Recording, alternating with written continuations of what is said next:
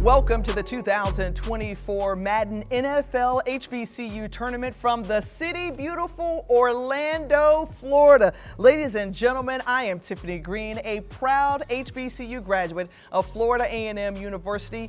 Of course, I'm game to be a part of this event for the third year in a row, and joining me now, former NFL running back Ahman Green, and you down with the king, Kevin Johnson Jr. Gentlemen, thanks for being here, and I'm excited to be alongside you for this event. How pumped are you to be a part? Man, I'm super excited. It's been a while since I've been at a Madden event, so watching this last year, I told myself, hey, I want to get back in that chair commentating. I could do a little play-by-play or something. I know I'm a little old, but I play a little Madden, and I watch it too, so I'm super excited to be here.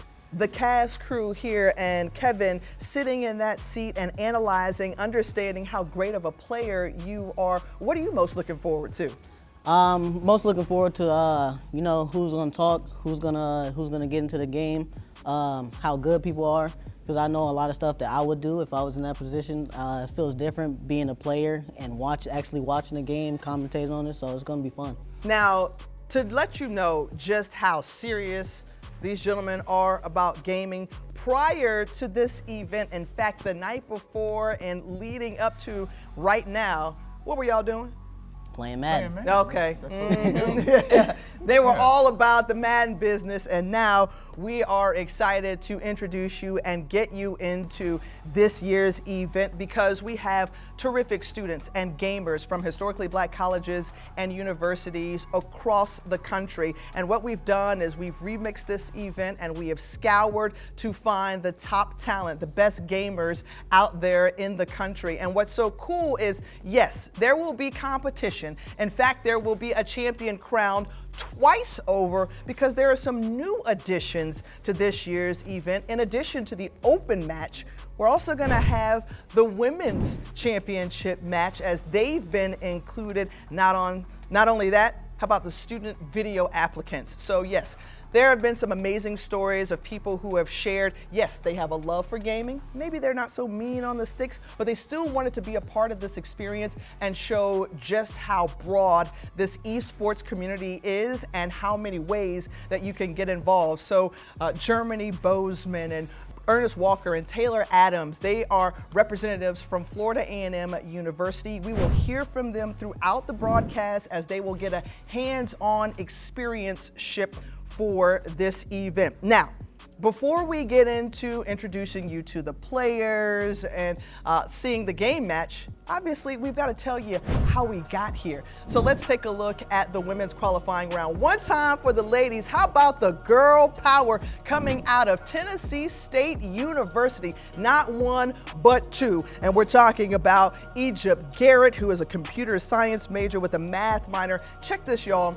She is new to the Madden space and finds herself in the championship game. Her fellow Big Blue classmate or peer, how about Kiara Davis, who is the captain of the esports club on campus? There's an organization called HEAT. It's called the Highly Exclusive Academic Team. She is a part of it. She is a leader in it, and she finds herself here. Now, what's so cool about this is that Egypt had the opportunity to talk to a past winner, and the piece of advice that they gave was, you may like a specific team in real life, but on this game, if you're new to it, you better check out the Kansas City Chiefs. That's who she will be competing with, while Kiara will take on the field with the Steelers. So, yes, we've introduced you to the players. They are going to be ready to go. But to get into the mindset of what it's like to prepare for something like this, what do you have to do? You have to bring in some experience. So the three-time Pro Bowler Deshaun Jackson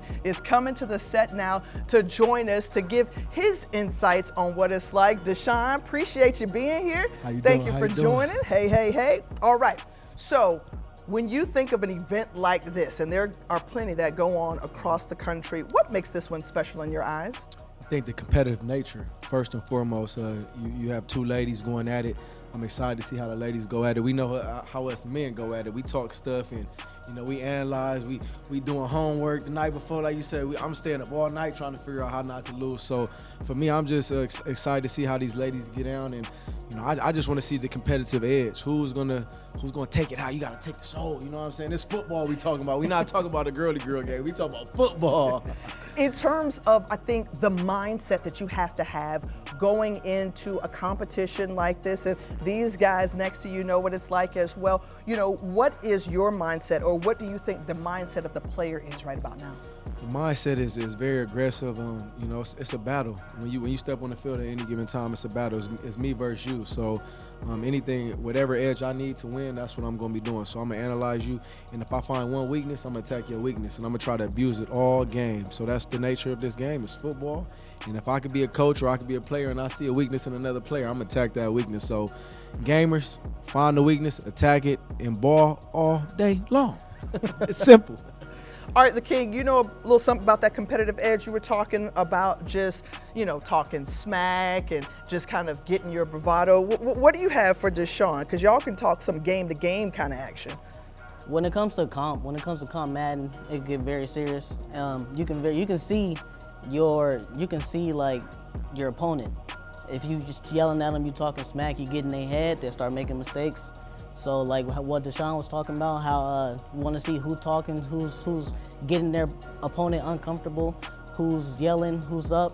Those are most likely going to be the winner of the competition, because some people, they crack under pressure, and if you get loud, you get with them, they'll start to fold up, they'll start to make mistakes. So yeah, talking trash in a big game is a big part of the match. Ahman, obviously, you know what it's like to play. Deshaun, you know what it's like to play. Give me that advice you would give to both Egypt and Kiera as they prepare for battle. You want to go first? Yeah, well, excuse me. I would just say come into the game level-headed. You know, you can't be too big, you can't be too low. You got to come in, you got to fill out your opponent. And you know, every time I step on the field, I always have a mentality where, you know, I don't like to lose. And I know it's going to be ups and downs, it's going to be a battle, but as long as I could survive and be the last one standing, that's who's going to win. So just come into the game and just be level-headed and, you know, just be ready to adjust. It's a game of adjustment. So if you can adjust, you should be all right. And to piggyback on that right there, just try to, I say, drown out all the white noise, all the people around you, even the trash talking like the King here talked about, and Deshaun as well. Because when you get the guys chirping, you already understand what they're doing. They're trying to get in your game, get in your head to get you off your game. So learn how to ignore that, then you can play your game the way you practice all the time before you got here. All right, I know that the players are ready to play their game. Thank you so much, Deshaun Jackson. We'll hear from you later in the show, but before we get it underway, let's hear from the players themselves. Hello, I am Germany Bozeman, a third-year public relations scholar from Jacksonville, Florida, representing Florida Agricultural and Mechanical University. I am here with the two women's HBCU finalists tournament, and I am going to be asking them, how are you feeling about the tournament so far? I'm feeling really excited. I'm going to put my best foot forward. I'm new to Madden, and I'm here to win. I'm excited. I'm not really nervous at all. I'm just excited to be here and to compete. Do you have anything you want to say to your competition before we start? My competition is also my teammate, so I'm encouraging her, whether I win or she wins, TSU wins at the end of the day. And you?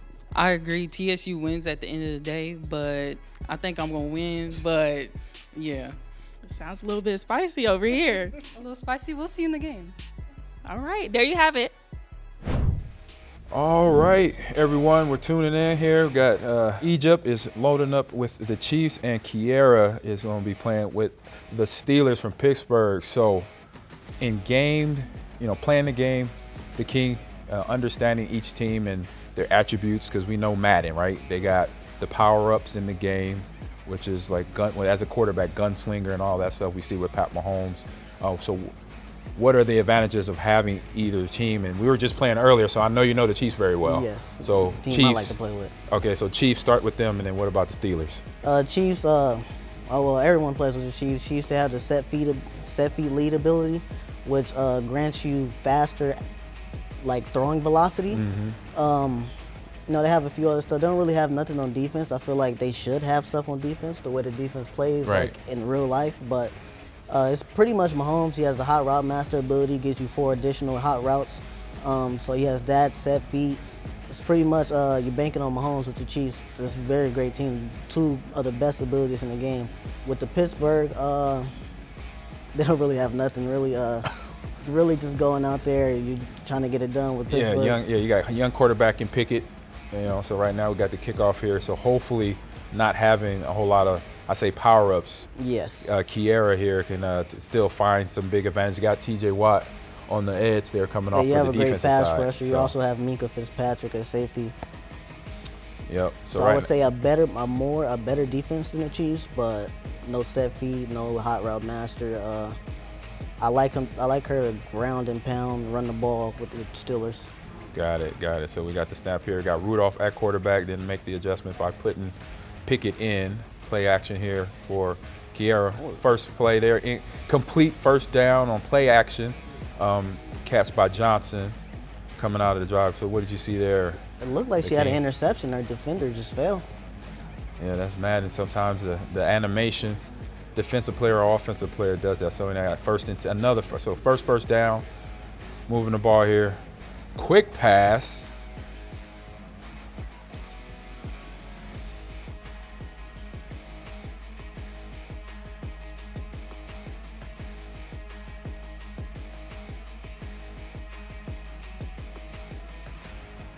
Second down and 6 here.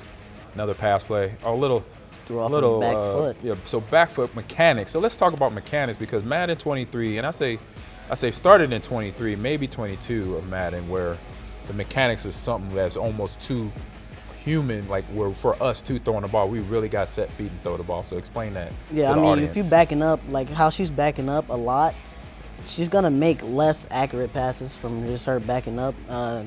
They took that into detail. If you're throwing off your back foot, you know, you're far away from the line of scrimmage, it's going to be way harder to make passes. You want to stay set feet, stay about 5 yards off the line of scrimmage. You don't want to back up too far if you want to make good reads, good passes. Yep, so we have something that usually we don't see in Madden's punting going on. So now 4th and 6. Oh, it's a fake. And it's a fake. And, incomplete pass there intended to receiver for Kiera, and her Steelers try to do a fake punt, but didn't execute all the way. So now the Steelers get the ball in Steeler territory on the 31-yard line here. So obviously, it's like I said, not a lot of punting, but trying to go a fake punt, not quite the best decision there for Kiera. But now Egypt has the ball with the Chiefs team that we have Pat Mahomes, and we know what he can do with the ball here.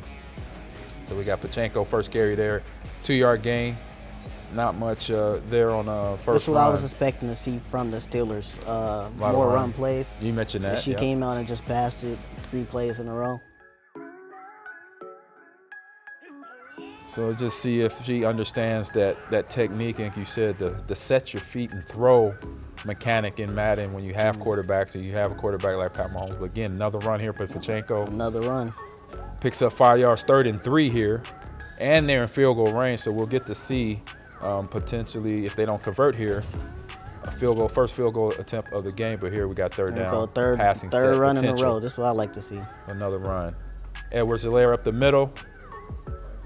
Gets stuck there after about a 5-6 yard gain. First down for the Chiefs on the 18-yard line driving in. And so right now we have both teams, sitting at 0-0. So the King. So what's the play call here you're thinking to see in your pre-snap? Well, there it is. It kind of shows you. There it goes right there. That's a little advantage we get there. Play action RPO read. Yep. So from a defensive standpoint, what do you see so far that Kiera's been sitting here with the Steelers defense? She's playing a lot of zone. I like it. I like a lot of zone. Force her to make a read. Force her to fit it into tight spaces. Yeah. And why is a big bringing up the artwork sometimes helps some of the players out there? What does that give them advantage of pre-snap? Oh, I mean, you got to know what's on the field so you know which reads to make. Especially with running coach suggestions, you want to see like what reads you have, who's going to be open, who's running what, so you know how to make the read. Yeah, I like a run here. Yep, and stretch. that's what it is. Outside run here. Let's see if they can get to. It looks like she got the end numbers zone. to get in the end zone. Yeah, and we got little Pachenko, I call him the little mighty might right there. Small running back, but runs big all the time. So first touchdown on the game right now by the Chiefs, played by Egypt there. So she's on the board early, forced the punt, but the punt was actually a fake here. So that's where they had the ball in enemy territory. And just 4 or 5 plays, and fake field goal. Egypt is also seen a lot of fakes out here. a lot of fakes. And this is something I say as a Madden player myself online. This is usually an online thing, right? Not an in-person thing, but it's still, competition. So trying to get more points in a different way. But I say it's better probably just to go for 2 because you're closer to the end zone. So, have that advantage of that. So now we're at the first kickoff of the game, 6-0. PAT wasn't even attempted. It was a fake field goal there. So now we have Kiera back with the ball.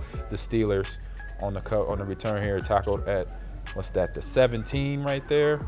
So second possession for Kiera and her Steelers. Let's see what do you expect the King here for Kiera and her offense to being down 6 points here on the first next. I like her to not get too flustered, put the ball on the ground. Good read. So we see Kiera. She has the pass game going right now. Little completion there to a corner route there on the edge. I'm hoping she doesn't feel too rushed. It's only the first quarters. She doesn't have to pass or play. Yeah, I believe we got 6-minute quarters here since it's a championship game. Nice completion there up the middle and some run after the catch. Some yak yardage right there for the Steelers on that second pass and another completion. Say both plays here about 30 yards of completion yardage between that. So right now we're at the midfield for the Steelers. She's pass heavy.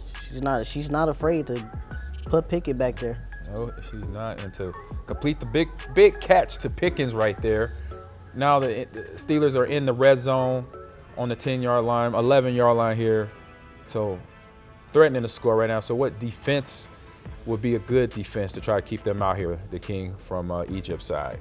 As a standpoint for myself, I like to play a lot of hook curls, a lot of flat zones, send about 8 people. It looks like she's gonna be run heavy in the red zone. I like this, unless she gives it up. Yeah, got a big running back there in Najee Harris, got a guy that on the field, back-to-back 1,000-yard seasons, I believe, and so this is a guy that when you have him in your backfield to help the quarterback out and the wide receivers out to keep that defense honest. So we got 2nd and 7 here. Back to the same play. Same run here with Najee Harris right up the gut for a touchdown. Now we'll see if the PAT happens. So far, special teams has been a fake punt, a fake field goal. Yeah, fake punt, fake field goal. We don't really know right now, so we'll see. But I would say get the points. Right. It's always good to get the points in there. Especially taking the lead. Yep. So now we got field goal coming up here. Let's see if it be an attempt. It is, and it's good. So we got 7-6. So starting the game off, Kiera gets the ball from the kickoff. So now going, already thinking about going in the second half. What's an advantage to when you are on defense in the first half of the game? It's a big advantage. Most competitive games are played. Clock management is a big part of every game. If you can go out, you can score right before half, either take the lead or even it up, and then get the ball right back in the third quarter. That's a huge advantage. Yeah. Because then if you get a chance to score at the end of the first half, you get that daily double. That's what I call it. You score at the end of the first half, and then get a little bit more money, a little bit more points on the board coming out of the kickoff in second half. Ooh, big attempt there. Stepped up in the pocket with Mahomes and just missed the interception there, but good try there on the ball. Now we're seeing a little bit more passing. Both teams come out like running the game, get going, get warmed up, establish that run first, but now let's see, open up the passing lanes to try to get the ball downfield a little bit faster. Like they're gonna air this out. Yep. And we see that little dot and the arrow at the top. Explain the pass precision system that came out, I think, on 23 last year, the King. Oh yeah, if you want to make any passes that you're supposed to be making, you want to have that on. You want to learn how to freeform, learn how to make those passes. Without freeforming, you're gonna throw a lot of passes behind. Great drag. You're gonna throw a lot of passes behind. You're not gonna hit people in stride. Yeah, free-forming is a big advantage and it's a big mechanic that they put in the game. Yeah, that's something I gotta start working on. I just stick with the old school passing, Right. the standard passing. But yeah, when you get on the Madden levels, as the King here has been on in Madden competition, that'll bring your passing game a little bit more accurate. Passes to get completed to make sure you make them throws when you need them. And so we got 1st and 10 for the Chiefs. Look like an all-man blitz there. That looked like an all-out blitz. To stop the run, because we know that both teams have been running the ball, but being smart, knowing when to pick the run, and we go no huddle here for Egypt with the Chiefs here. That's still like a run-heavy front. Ooh, good Right up the middle with run. Pachenko, getting led up by his center for another 1st down for the Chiefs here. So we're going at the midfield here. Again, no huddle again. Fast clock and switching up the tempo on Kiera Looking like is a Egypt more right now. heavy So why tempo. is that, I say, a strategy in most Madden games? Most people, once you get your jitters out, first drive is always going to be the slow drive. You want to see if they can stop the run. You want to see if they're going to bring the heat. You want to see how they play. Once you get their tendency, you start to feel more comfortable. You feel more relaxed second drive. You get a faster pace. You feel more confident about your plays because you know what you can run now. Yeah. So expect it to heat up. Right, so we see that here with Egypt right now is getting comfortable with her play calling, 2 runs in a row, pass completion before that. So right now she's getting in rhythm, understanding her pace, what she needs to do to get the ball downfield right now. Good read. Good read, good setup. And I'm seeing a little theme here, right? You got a couple runs, couple passes, like I said, getting in rhythm, and now all of a sudden you got Kelsey, a guy that you want uncovered in the way the formation was set up, and also running the run plays prior to that play. Yeah, once you start mixing it up, start getting them guessing, more stuff will open up. Yeah, and in Madden we play online a lot, and I say the biggest thing, what you just mentioned, keeping them guessing. Why is that so important to the game of Madden for a defense when you have the opposing team on defense? I mean, there's certain defenses that stop certain stuff. So when they don't know when they can run it, say they're running a certain blitz that can stop the run, you catch them with a pass play because they're thinking about the run, and then you have someone wide open, a broken coverage. Yep. Someone's wide open down the field because they were expecting a run, so they ran down with their user or whoever it was, took them out to play. And that's when stuff starts to open up. Yep, so we got a double split formation here. So it says pass, and trying to get the pass complete right off, look like the shoulder of Marquez Valdez-Scantling right there. Oh, Green Bay Packer just missed it. So now we have 4th and 9 to go for 3 here, or she's going for it. She's going to get the 6 It instead looked of like the she 3. won 7. Yep, she is the 6 first, get the 1 point later. Throws Pass it. in the middle. No, Swat it incomplete down. pass. So Kier defends well, has the ball now, keeps her 1 point score over Egypt, 6-7 here, and halfway through the second quarter, ball on the 14-yard line here for Kier and her Steelers. I feel like the points were big there. I feel like she should have took the points. Yeah, you got to think about that, because sometimes the way Madden goes, and if you're playing against a good player, you never know when you might get the ball back. So you want to take the points. When you have an opportunity to get points, take them. Especially being down, you always want the lead. You never want to be trailing without the ball. No, trailing is not a good feeling. That's what happened with me earlier with you. I was trailing by a lot. But I knew, I'm learning all the way here. I'm a glutton for punishment there. So the King is going to help me get better here coming up in my Madden game. But right now, we got Kiera trying to complete a pass over the middle to her tight end, just a little bit behind. Here's 3rd and 6 right now on the 18-yard line, so we got 4 more yards to get a first down. If not, we'll see if Kiera makes the decision to punt. Comes 4th down, but right now it's 3rd and 6 in the pistol formation with Najee right behind Randolph. Ooh. He had the deep slant. Yep, felt right, like she had him she right just over waited the for middle other there. slant, but hit just the- like that. I'll say hit the wrong button. Yeah, sometimes the I do back that. foot pass, and you see how inaccurate that pass And was. back foot pass, it was up, it was over the receiver, and there it is, an actual punt. There it is. Wasn't no fake this time. Gonna let it about great punt, and Great punt. Egypt's going back to pick it up. Hopefully it does not. Oh, nice miss good right move. there. But it's down on the 12-yard line, so flip the field position. So good job by Kiera to do that, get that ball out of there. And sometimes playing in Madden, King here, you know that field position can be in a big thing. And why is that so important? It's very important. Making someone drive the length of the field is way easier than when they're at the goal line. When they're at the goal line, the whole play skill, the play progression changes. It's a lot of runs. They can get one run, getting one good pass. They're right in your red zone. Yep. So if you make them drive all the way down the field, you can force them to make a mistake. Yeah, and right now, Kiera, or excuse me, Egypt, look like she's mastering that precision passing. Right now, she's getting into the passes. She's using those mechanics of the buttons of the A, the B button that uses to throw the ball to your receiver, but then you got to watch the dial, and that was a green right there. So that, I'm assuming that was a good pass. That was a great pass. From the passing mechanics in Madden for Egypt right there. It looks like she's liking this play. I see this play. I'm seeing this play a lot.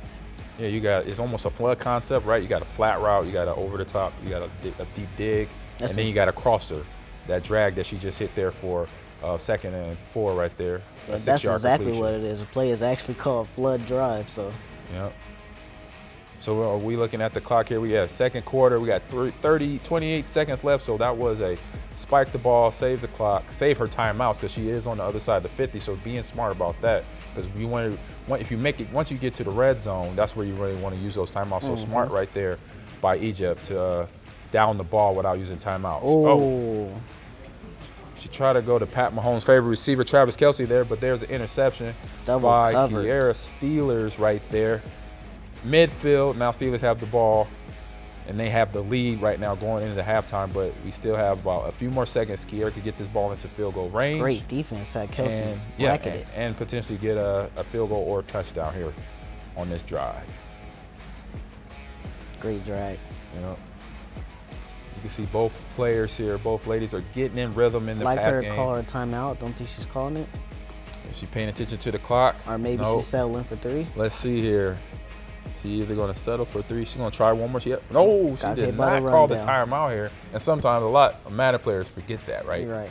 They have that 3 timeout, and they figure they could just no huddle you all down the field. But now, I'll say since about 2019, they sped up that play clock. So when you try to go no huddle, you lose about 12 seconds, and that 12 seconds happened to Kiera there. So she then lost her opportunity to get 3 on the board, or even potentially 6, 7 on the board. Yes, I actually got hit with that.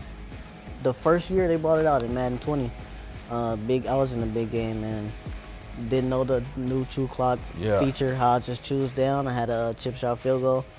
Thought I had enough time to line it up, but when I came out, it ran down to 3 seconds, so I had to hurry up and kick it, and I missed it, and I lost in overtime. Yeah, that little pressure and just not knowing those rules and the game changes. As we say in the gaming world, the meta of the game sometimes is changing. So now we're in the second half of the game. 1st and 10 on the 22-yard line for Egypt and her Chiefs. Trying to get on board here. We got play action. Completion there to Rice. Good juke right there up the field. Nice big gain there on the first play. Here in the second half for the Chiefs and Egypt here. So second half starting here. What's the mindset for Madden players, Kiera and Sierra here, King? I feel like mindset is get points. We've seen points on about the first 2 drives of the game and haven't seen any since. A lot of going forward, fake field goals. I feel like this half is really just take points whenever you can get them. Take points, and then on defensive side of the ball, what's the idea there? Defense look nice on both sides of the field, on both sides of the ball. Keep playing the same defense. Keep them out the end zone. Yeah, we got a 6-7 score here. It's more, I say more than the decisions than anything of not kicking or not going for it on certain downs, but using timeouts. That's a big thing. Come here, at the end of this game here, so see how everything's being used. That was a little scramble, but I think she was past the line of scrimmage here, so we're gonna get a illegal forward pass. Yeah, past the line of scrimmage, which I'm pretty sure Mahomes has gotten that penalty, from time to time in his short career. But right there is a penalty for Egypt, and it looks like she is not punting. She has a 4th and long. She is confident, and we definitely got to throw the ball here against the Steelers defense. They came hot. There it is. Read. She found it. Found the read to Kelce. Big completion. We talking 15-yard gain there. 1st and 10 from the 37 for the Chiefs. So we got a lot of confidence growing, right? We went from just a couple run plays here and there and then kind of poking at the pass game. But now we're seeing 4th and 11 long getting completions here for their teams. Ooh. So now pick, just as we get in, that was the caster's curse. You know, I'm hyping her up on it, and then the interception there by, trying to see who this player is right now, but 2nd pick for that player individually. Roberts, 2 interceptions for Steelers and Roberts right there. 2 interceptions on that same little passes in that same area. And then talk about how sometimes Madden players either on purpose or unaware of how many times they run the same play in a row and not make an adjustment, just one little change on that play. Oh yeah. With most pro players, they have a set few plays. It's about 3-4 plays that they like to run over and over and over again. It's like you know they're coming, but you don't know which one is coming, and they like to adjust maybe one route combo, maybe 1-2 routes on it. So most of the time it's the same play. Yeah, most people you would think they have more route combos, but they really only have about 4 of them. Yeah, and that because, you know, in terms of memory, between understanding, you know, what you're comfortable throwing route-wise, if you're more comfortable throwing a corner route than a drag or a Texas route to a zig, so just understanding where you get comfortable. And for me, I like the drag and kind of like that one. That was a drag stop route right there, completed to Pickens. So Kiera, Egypt both getting comfortable in their pad game. They got their run game established, so now just see, you know, how the pass game go in the rest of this game. Again, another double set formation for Rudolph and the Steelers. Ooh, that looked like that passed into dangers. 3 Chiefs might go there. To the house. And great tackle. Interception by Tranquil there for the Chiefs, but tackle by Randolph. And now another, so we got defensive battle here. As we say in baseball, pitcher's duel, because there's not a lot of scoring going on here.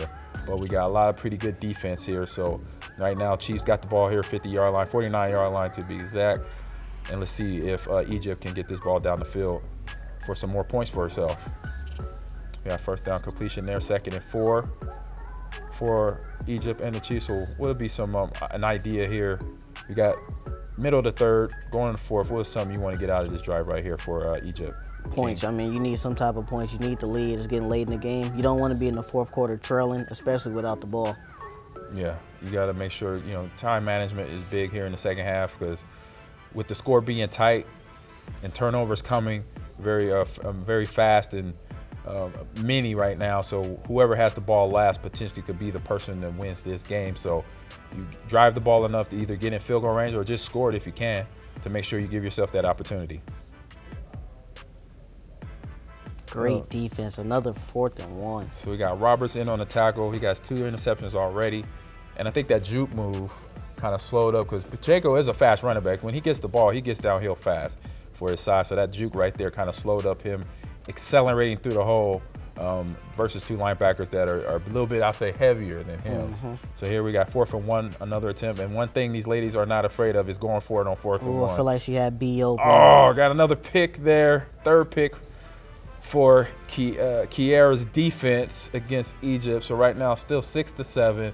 We got end of the 3rd quarter, about 38 seconds there, if I see that correctly, at the 36-yard line. As I just saw, their back foot throw again. I think you mentioned that from Egypt and Pat Mahomes. Got to have the mechanics down, because right now EA is going to make you pay if you don't, right, King? You want to stay on your feet. You want to stay set feet when you throw the ball. Throwing off your back foot will hurt you a lot. 100%. Great run. Ooh, look at her blockers. No. Ooh, she had a nice edge. She had 2 blockers on the outside she could have took advantage of, but that was okay. But big run there by Kiera on the right side of the line. But if she just dips to the outside a little bit, she's probably still running on that play there. Again, a double set with the offensive line. I'm sorry, not double set. We had doubles to the right again. Doubles to the left, single to the right receiver. Had the outside open again and just missed it. So, but that's something that comes with the game, right? Seeing the holes, seeing how the run fits hit for your offensive line. So how long does that process come, you know, as a Madden player when you want to run the ball? So you got to see it quick. When you get the ball off, most people's not going to let you make that mistake. There's always going to, I say to myself, there's always a hole there. You just got to find it. Right. And when you understand those run fits with the run plays you choose in it, then it becomes another problem for the defense, right? Yep. Because they already are having to defend against the pass, but then when the run game, I played against players online and in person. When they have the run game together, it's a headache, or I say it's a problem, because you got to deal with trying to stop them, and it's hard to know where they're going. Oh yeah, and the worst type of player to play is someone who establishes the ground. You know, they take the clock, they play slow. That can mess up a lot of people who like to play fast, who like to throw the ball down the field, who like to score in a hurry. If you take the clock, you control the game, you get that last score before half. Establishing a run game is big. It's huge. Yeah, it can get you a lot of wins. Yep. So we're at 4th and 7 here, and like I said, the ladies are not afraid to go for it on 4th down. But that's right up the middle, and it's an interception by Egypt. And to see if she has an opportunity to run it back for a pick six. No, she does not. But their turnover right there, like I mentioned early in the game. So we got the start of 4th quarter, 4.5 to go, 4 minutes 30 seconds to go. Ball's on the 40, Pittsburgh 44-yard line right now, and Kansas City has the ball. So they have the run. Egypt has the run game going. She has the pass game going. It's just see if she could have a whole drive where she could put everything together and get the ball in the end zone, King. Ooh, throws it right back. We've had the change of Will she go all the way, make one miss? Oh, she didn't miss with Pat Mahomes on the tackle, but Kiera gets the ball back, and that is the Steelers' 4th turnover. 2 interceptions by the 2 different players there. So right now, again, still defensive game going on here, because right now, what are you seeing from a pass standpoint? What the ladies are pick up on when they're throwing the ball? I'm seeing a lot of deep passes when they have the underneath routes. You got to start taking the check downs. They need to start throwing underneath more, because like most underneath passes are wide open, but they're forcing it down the field, and that's why they're throwing a lot of interceptions. Yeah, and you got to look at that coverage too, right? You got to look at the safeties, look at how far they're standing away from the wide receivers, if it's press or anything like that, because then you know how to, what kind of speed you got to throw on the ball, and when to throw, the timing of the throw as well for your quarterback to your receivers. So we got 2nd and 4 right here, 4th quarter, clock's running. 7-6 game here in Orlando at the EA Studios. Great. And right now we got Najee Harris, Pro Bowl this year. So he's down here right now, and we're sitting in about 60-degree weather, but it feels like Green Bay in this studio right now, just saying. But big pickup there for Kiara and her Steelers in the red zone. So she's at a point now where she could either score a touchdown, that's what you want priority, but also kick a field goal if she needs to. Yeah, points here is big. Points can probably end this game. And there it is. Oh, we're just short of the goal line, but we're talking about points for the Steelers right now, like you just mentioned, King. So it's getting to the point of a decision here for Egypt and her Steelers, Egypt and her Chiefs all defense. Hey, if it ain't broke, don't try to fix it. Great run. Yeah, if it ain't broke, don't try to fix it. 3 straight plays of Najee Harris, Pro Bowl running back, right up the middle by Kiera to take the lead here. She made the first PAT, so I'm pretty sure she's gonna go for the second to stretch that lead to 8 points for herself and the Steelers against Egypt's Chiefs. So we have a lot of turnovers, but then finally we get a solid drive put together by Kiera. Got off the turnover, the pick that she had from Egypt. So now we got 3:11 to go in the 4th quarter here. So what is the mindset for Egypt and her Chiefs on this drive here, King? This is a big drive. You definitely need points out of this drive.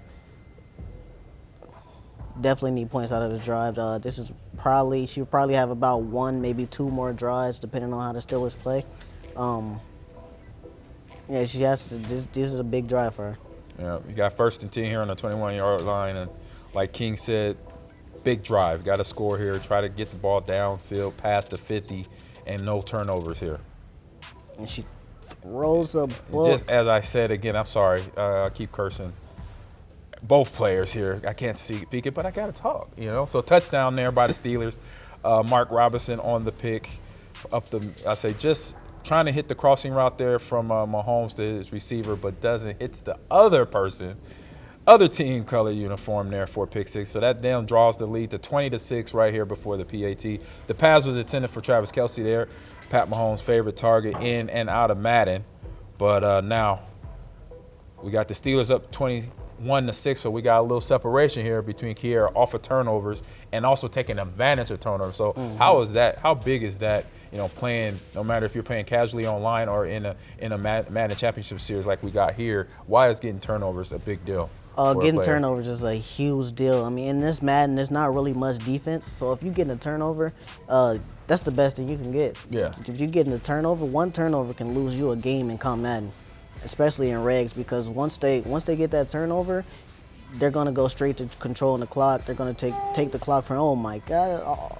We got a big return there by Egypt and her Chiefs, and you talk about the big, kind of momentum, and in the game, and a part of Madden that I think a lot of players maybe not know about is the momentum meter at the top, right? Yes. You had that momentum meter. I think every little, detail is slotted for the Steelers because of the picks and the touchdown. So why is that? How can that affect the game when that meter gets filled up? So there's a lot of different abilities that meter can have. Yep. One of the most ones that no one likes is like the Chiefs. So when that fills up, what it does is you can't call hot routes. It gets loud in the stadium to where you have to call your hot route about 4 or 5 times just to get it on the field. And that can take the clock, that can mess you up. You won't be able to hike in time, you won't be able to get the right play on the field. So like the momentum. It's blurry sometimes too, right? Yeah, sometimes they can get the swiggly lines. There's sometimes where there's you say hike, you can't see your buttons. Like there's a lot of different momentum shifts in the game. Yep, so we got 1st and 10, big completion there for Egypt. On the 42-yard line, on her 42-yard line, we got a short pass there. Attended for Marquez Valdez-Scantling, knocked down by Fitzpatrick there, incomplete. Now we got 2nd and 10, so we have the Chiefs driving right outside the 40-yard line here. And she has to get points quick. Yeah, she got to score fast because that clock is not her friend. And a big sack. And a big sack right there by the Steelers defense, 3rd and 15. So 3rd and long, but we have seen it before in this game early that they are not afraid to go for it. They're not. Or anything they have converted to as well. So it's a good thing to see these young ladies having the confidence to throw the ball with their teams. Great and their offense. And there it is, a completion to Travis Kelce, favorite target, and Tay-Tay's sweetheart right now. And I don't know about America's sweetheart. I don't know. We gotta go to the social for that. But big play there for the completion for the 1st down to keep this drive going for Egypt. She likes trying to force it down the seam. Yep, they are not afraid to throw in coverage. I had an old teammate by the name of Brett Favre that had that same type of mentality. Sometimes it worked for him and sometimes it didn't. So hopefully it works for Egypt here to get the ball in the end zone and bring this game a little bit closer. I like her to throw X here. She tried to throw it to the flat. She almost went X. She went Y. Yeah. Not quite where you want it to be. And why is that? What did you see there that would have been beneficial to complete that pass? Well, they kind of got stuck on the route. X and Y kind of bumped each other, which threw both of their routes off.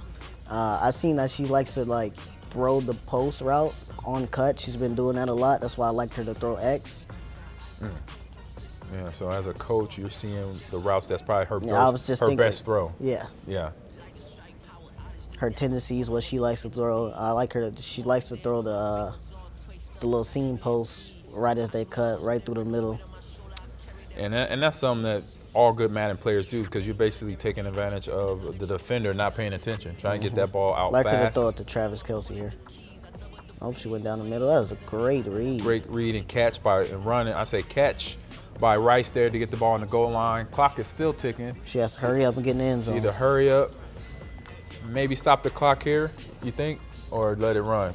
You got to keep the timeouts for defense. All right, still no touchdown. So clock stops now. And now we only got 48 seconds left in the game. We got 21-6, but we have the Chiefs going on to score here to bring the score a little bit closer, but she will have to most likely kick an onside kick, make an onside kick, get it, and get the ball, and then eventually, in both of these scores, have to go for 2 here, King. Crazy thing is about this game, onside kicks are very easy to get. Yeah, they actually Believe it or changed the not. meta on that, the mechanics too. I noticed that in the last Yes, couple weeks. believe it or not, they're very easy to get. Because now onside kicks, they can bounce now. Mm-hmm. I remember seeing this on YouTube a couple weeks ago, and I'm like, oh, that's how they do it in real life. Right. Finally. That bounces off the floor, the player jump up, Yeah. get hit out the air, he drops the ball. So we got 3rd and goal here for the Chiefs. A quick pass to Kelsey. He finally gets it. She gets it in there. Egypt completes the pass. Mahomes to Kelsey. Got a kick 12. here. You definitely got to go for 2 here to have a chance to tie this up on the next possession because we have seen turnovers. Oh, she's gonna kick the field I goal. like a kick here. I like a kick here. Because you still could get it. You know, Yeah, because if score. you don't get it, the game's completely over. Right. So You at least kick you here, get it next time, Yep. then you still have a shot. So you get the 1 point, 13 and 21. Now Egypt has to score, has to go for 2 on the next one Mm-hmm. if she gets the ball back here. But what's something that Kiera has to do here with her offense and running the ball? I like a run first play. I mean, she needs 1 first down, the game's over. So I like a run first play. Definitely see if you can just run this and don't make it hard on yourself. Don't throw a pick first play. Mm-hmm. You want to take the clock. You want to take her timeouts. So even if you do get stopped, she'll have no timeouts. About 30 seconds left with the ball. You Yep. like yourself in that situation. Yeah, so mindset right here for Kiera and her Steelers is just drain the clock. Even though she's a passing set, hopefully it's a run here to get that clock running downhill. Great run, blown up. Yeah, you just got to make sure you hit that RB button, which is to secure the ball so that ball don't come flying out there for Kiera and Najee right there. It looks like she's going to let the time run. And it's a strategy, right? Oh, we got something going on. She's trying to call a timeout. Oh, see this. She also could have hit one of the Select button. the select button that's right up on The thing about that Xbox is or, she has 1 pause, so I'm wondering what she's going to do on the next play. oh, that's true. So you get 1 pause per half now. 1 pause per half. When back in like 22, 21, you could pause as much as you can Yeah. pretty much. They were giving people like 5 pauses. People were using it to their advantage, trolling the game. So they took it down to 1. Yeah, so EA does listen. Everybody kind of complains about EA not listening to meta changes. And Oh, she figured it out. She figured it out. Yep. So she's Great able timeout. to hit the select button that gets a timeout called faster. So you don't have to go into the menu to call the timeout. So right now it's 3rd and 7. All they have to do, all Chiefs need a Kiera big has to stop do is right here. drain the clock here, continue to run the ball as she's been doing. She has a good She running has the back. outside. It looks like that's going to be the game. Yep. Stay inbounds there, and I think the clock is still ticking. Or maybe he did go out. Maybe his shoulder pad. Because they do pause it sometimes. They pause it for the animation. Yeah, for the they do the celebration. animation. Let's see if it's, yep, there it is, the clock. So the ball was still in bounds for Kiera and the Steelers, so good job there. And look like she's going to, and the clock again stops here in the play selection for the offense, or for the defense, excuse me. Some things that are in Madden, you wonder why is that clock not ticking? Right. But it's because just being, I say, They had to easy show to the rest of the animation. exactly run, pay respect to excessive both dance. sides, so the player gets the opportunity to pick his run defense there. But as we see right there, we got Kiera coming away with the win here, so she is now the HBCU Madden champion. Both players from Tennessee State, so it stays there either way, win or lose. But still, as a competitor, Egypt came in this game playing well, played hard, just unfortunate turnovers at this part of the game. What else? So what did you see here for the rest of the game for yourself, Key? So yeah, there's just a lot of turnovers in this game. I definitely feel like the Chiefs herself, she could have took more points. There was a lot of going for it. I feel like points were big in this matchup. There's a lot of defense being played, so any points you could have got, you definitely should have took it. Played field position, got your stops, and just kept scoring points. That was big in this game. All right, King, thanks for your feedback right there on the game. So we're going to toss it to Germany downstairs with the player. Like we said already, Tennessee State University is on top. Kiera, you were the winner of the finalist match.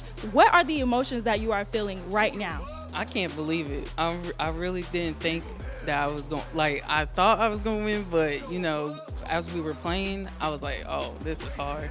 But I'm really excited that I won, and overall, it's just TSU won for me.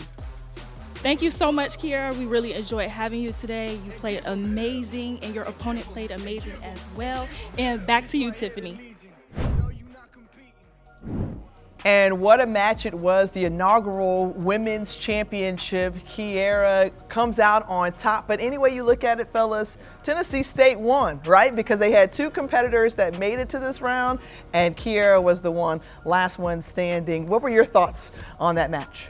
At the first start of it, I saw them slowly kind of get warming up, basically, and start off with the run game. But then as the game progressed, as drives progressed, then the pass game opened up for both players. But then we saw then the turnovers happening. So kind of getting used to, reading the coverages and knowing when, when the route will come open, what's happening for them. And then we saw Kiera saw that happening for her. And then defensively, a lot of turnovers that she was able to create, for Egypt, in terms of the linebacker or the defensive backs making plays for them. King? Very defensive game. It started off kind of crazy. We've seen a fake field goal. We've seen a fake punt. People were trying to get 7. They were going for it. It was a good game. I liked a lot of runs. Then they started passing more, and then the turnovers came. It was a very defensive game. Points were everything. We've seen a lot of times they gave up points instead of taking it. Gotta get those points. That came up big in the game. I feel like, but great defense played by both teams. And I'll say confidence too, because 4th and long, there was a couple of completions on 4th and long that was converted. To have that in Madden, regardless if it's in person or online, that's a big deal. Because sometimes in Madden, you're not punting the ball. So to see the punts early in the game was kind of a surprise, but later in the game was like typical Madden, like, okay, now we're going for it. We have the confidence. I know my team can convert on this play, basically. So. Right. You know what's so exciting is you saw the players and their playing styles as they were continuing to develop them. So I can't wait to see what the future holds for the women's match. Meanwhile, we're going to ante it up, right? We're going to rev this thing up a little bit more because we're going to get into the open qualifier. We had a round robin action going on, but first let me tell you how it all went underway. All right, so there were 4 different qualifiers throughout the fall season, and then what happened was the top 2 advanced to the finals bracket. Within that finals bracket, we pulled three qualified players for this live event, and that's where we find ourselves as we introduce you to those different players. The 3 that made it here are no stranger to this stage. Dimitri Hill from Fort Valley State University. He was here last year for this event, and now he comes back home. The Orlando native. How excited it is for this business administration major to make it here one more time. This is his final chance, folks. And what he told me was, hey, look, I logged a lot of time from last summer in the MCS series. I took it more seriously, 120 days to be exact, to make it back to this point. Meanwhile, we've got a very familiar name in Deshaun Wade Necklace Jr., who was the champion from last year out of North Carolina A&T. He says he hasn't had as much time to practice his skills because he is preparing for graduation. So he said this time, if he wins it, it'll be that much sweeter. And finally, Alana Woju out of Albany State, He's the youngest of the group, just a sophomore coming in, and he hopes that today will set him on a path that sets him up for success for the future. So we've got an outstanding field, and we already heard from Deshaun Jackson before, but we're going to bring him back to the set just to get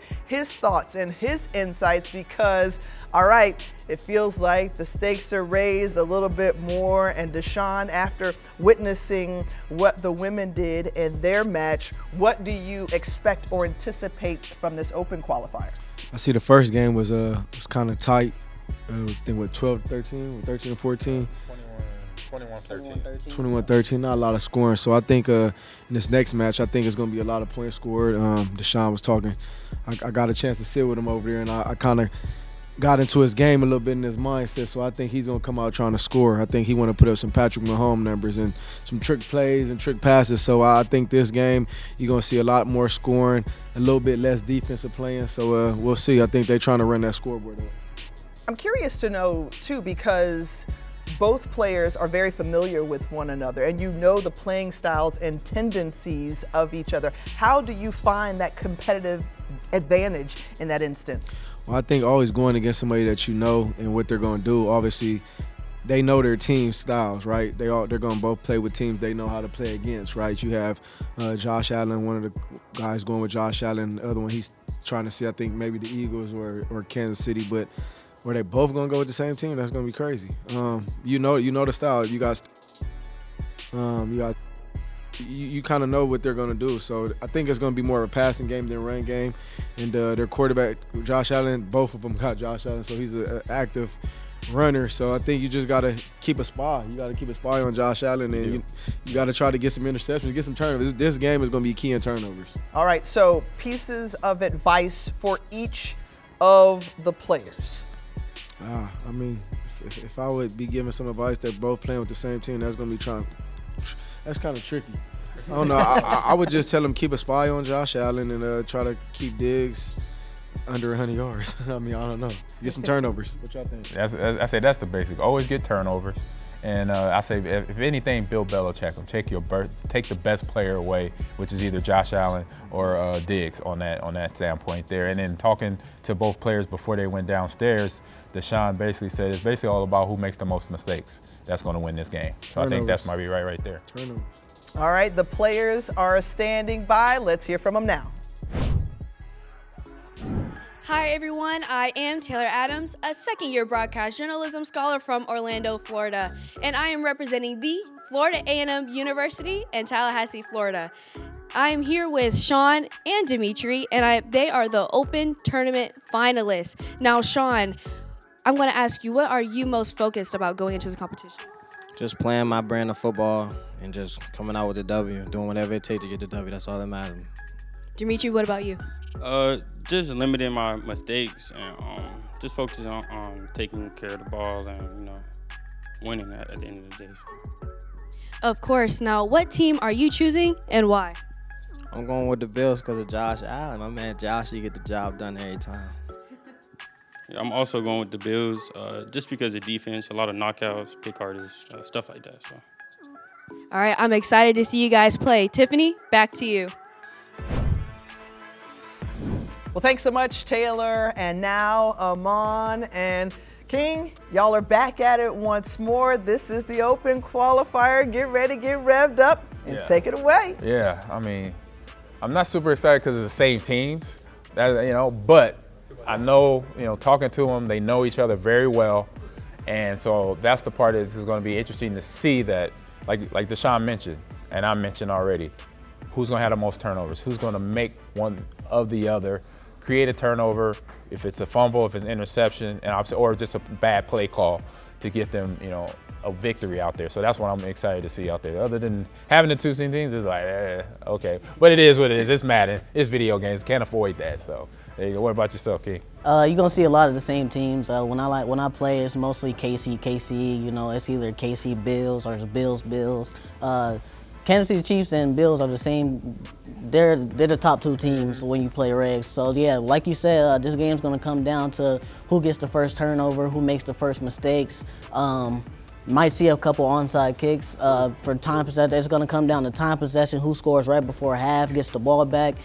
So it's gonna be a chess match. Yep, good game, man. All right, we're headed into here the second matchup of the day. We have the Open Qualifiers between Dimitri Hill and Deshaun Wade Neckos Jr. here. Good friends. They play a lot. They lab, as we say. They lab together a lot of, even right here in front of us when we were, kind of talking to them before they go downstairs to get into their match. Potentially Deshaun's second championship, we'll see. But how was that banter between basically all three of you? Because you know them too pretty well. So how did that go? It's a good environment, a good little vibe. It's always a good vibe around people in the Madden community. I've played one of them a few times, so I know that they know how to play the game. They're gonna bring it. They're gonna bring the fire. They're gonna bring the heat. It's gonna be a great game, and I know how it feels, but to play like your friends, it's gonna be a lot of smack talk. You know how far you can go with your friends. You comfortable with saying this, saying that. This is gonna be a great game. Yeah. So we're sitting here. We got Buffalo versus Buffalo in the Mercedes-Benz Stadium in Atlanta, Georgia for it all, pretty much, the qualifier. I don't know if we call this the Super Bowl or not. We'll have that officially here in another 10 days in real life. But here we got trying to see which one is away. We got to figure out who's home and away, And basically. the thing with this If is, it's Deshaun or Dimitri, you got to find that out. the thing with this downstairs. is, most people won't be able to tell unless you like play pro Madden. So if you pay attention to the field, they're not playing at Buffalo's field, which doesn't give the home or the away the advantage. When you play at a certain field, whoever's at home, like they get an advantage. They get more of an advantage. There's another. You see the meter bar? There will be another meter bar right by the middle, which gives them an early advantage. Whoever's the home team. Did not realize Yep. that. With Comp Madden, a lot of people they play in a different stadium, so there's no advantage to anyone. It's a mutual field. Well, that's why you're the pro, Mm-hmm. because I 100% did not know that. So thank you for that education of literally home field advantage. Yep. On how it can be used in Madden online and playing online or playing in person. It doesn't matter. But being at a neutral stadium here in Mercedes-Benz Stadium, Atlanta Falcons Stadium for this Super Bowl matchup for our open qualifiers here between Dimitri and Deshaun. A little extra layer here, and we got to see here. I'm not sure. We don't know. We'll find out if Dimitri or Deshaun's on defense or offense right now. But we have we'll say Buffalo Bills in blue with a run there by Cook for a 4-yard gain here. Second and 6. Hurry up offense like RPO here. Yep, runs the RPO, hands it off to Cook. Yep, running that nice another 2-yard gain there. That looks like he wants points. He's calling a hurry up every play. And the hurry up, you got to be careful with that because you got your offensive players get tired, defensive players get tired, and that clock drains a lot off that. Like the time comes off that clock a lot more. And we were just talking about that previously in the first game here. So be careful with the run the clock because Madden 15, Madden 18, 19, you was be able to use that, and that clock did not tick off much, but it's different now. So we're looking at a 4th and 1 here. Still, I'll find out sooner or later who is who here because we know it's Dimitri versus Deshaun, but we have Buffalo versus Buffalo. We got the old retro. Another run blown up. He did not convert. He did not get it. He got Early stuffed in the backfield. So early stop there for either Deshaun or Dimitri. We'll find out here in a minute. But first down for Buffalo in white going down the field here at the 34-yard line. I've been a part of Madden. To me and Larry, I was telling you, we had a game like this where we didn't know. It was the same team. I think they both chose the Chiefs, but we didn't know which player for a little bit. Didn't have the Chiefs, but that's Madden. That's what we got to adjust to as commentators here. But we got gun bunch here to the left. Another switch here. Audible and empty. To empty formation, still bunch formation with an extra wide on the outside there. Calls a timeout. And then a timeout. Interesting. Maybe didn't like the play. Yeah. Didn't like the play, but we have 2 players that have full experience in this. Dimitri being here last year along with Deshaun, winning last year. And Deshaun is, like I mentioned, going for his 2nd championship here in a row. We got an RPO. Great defense to stop the RPO. Yep, so when you have that RPO action, you're telling me when we were playing earlier, you got to do what to match that up to try to slow down that RPO action?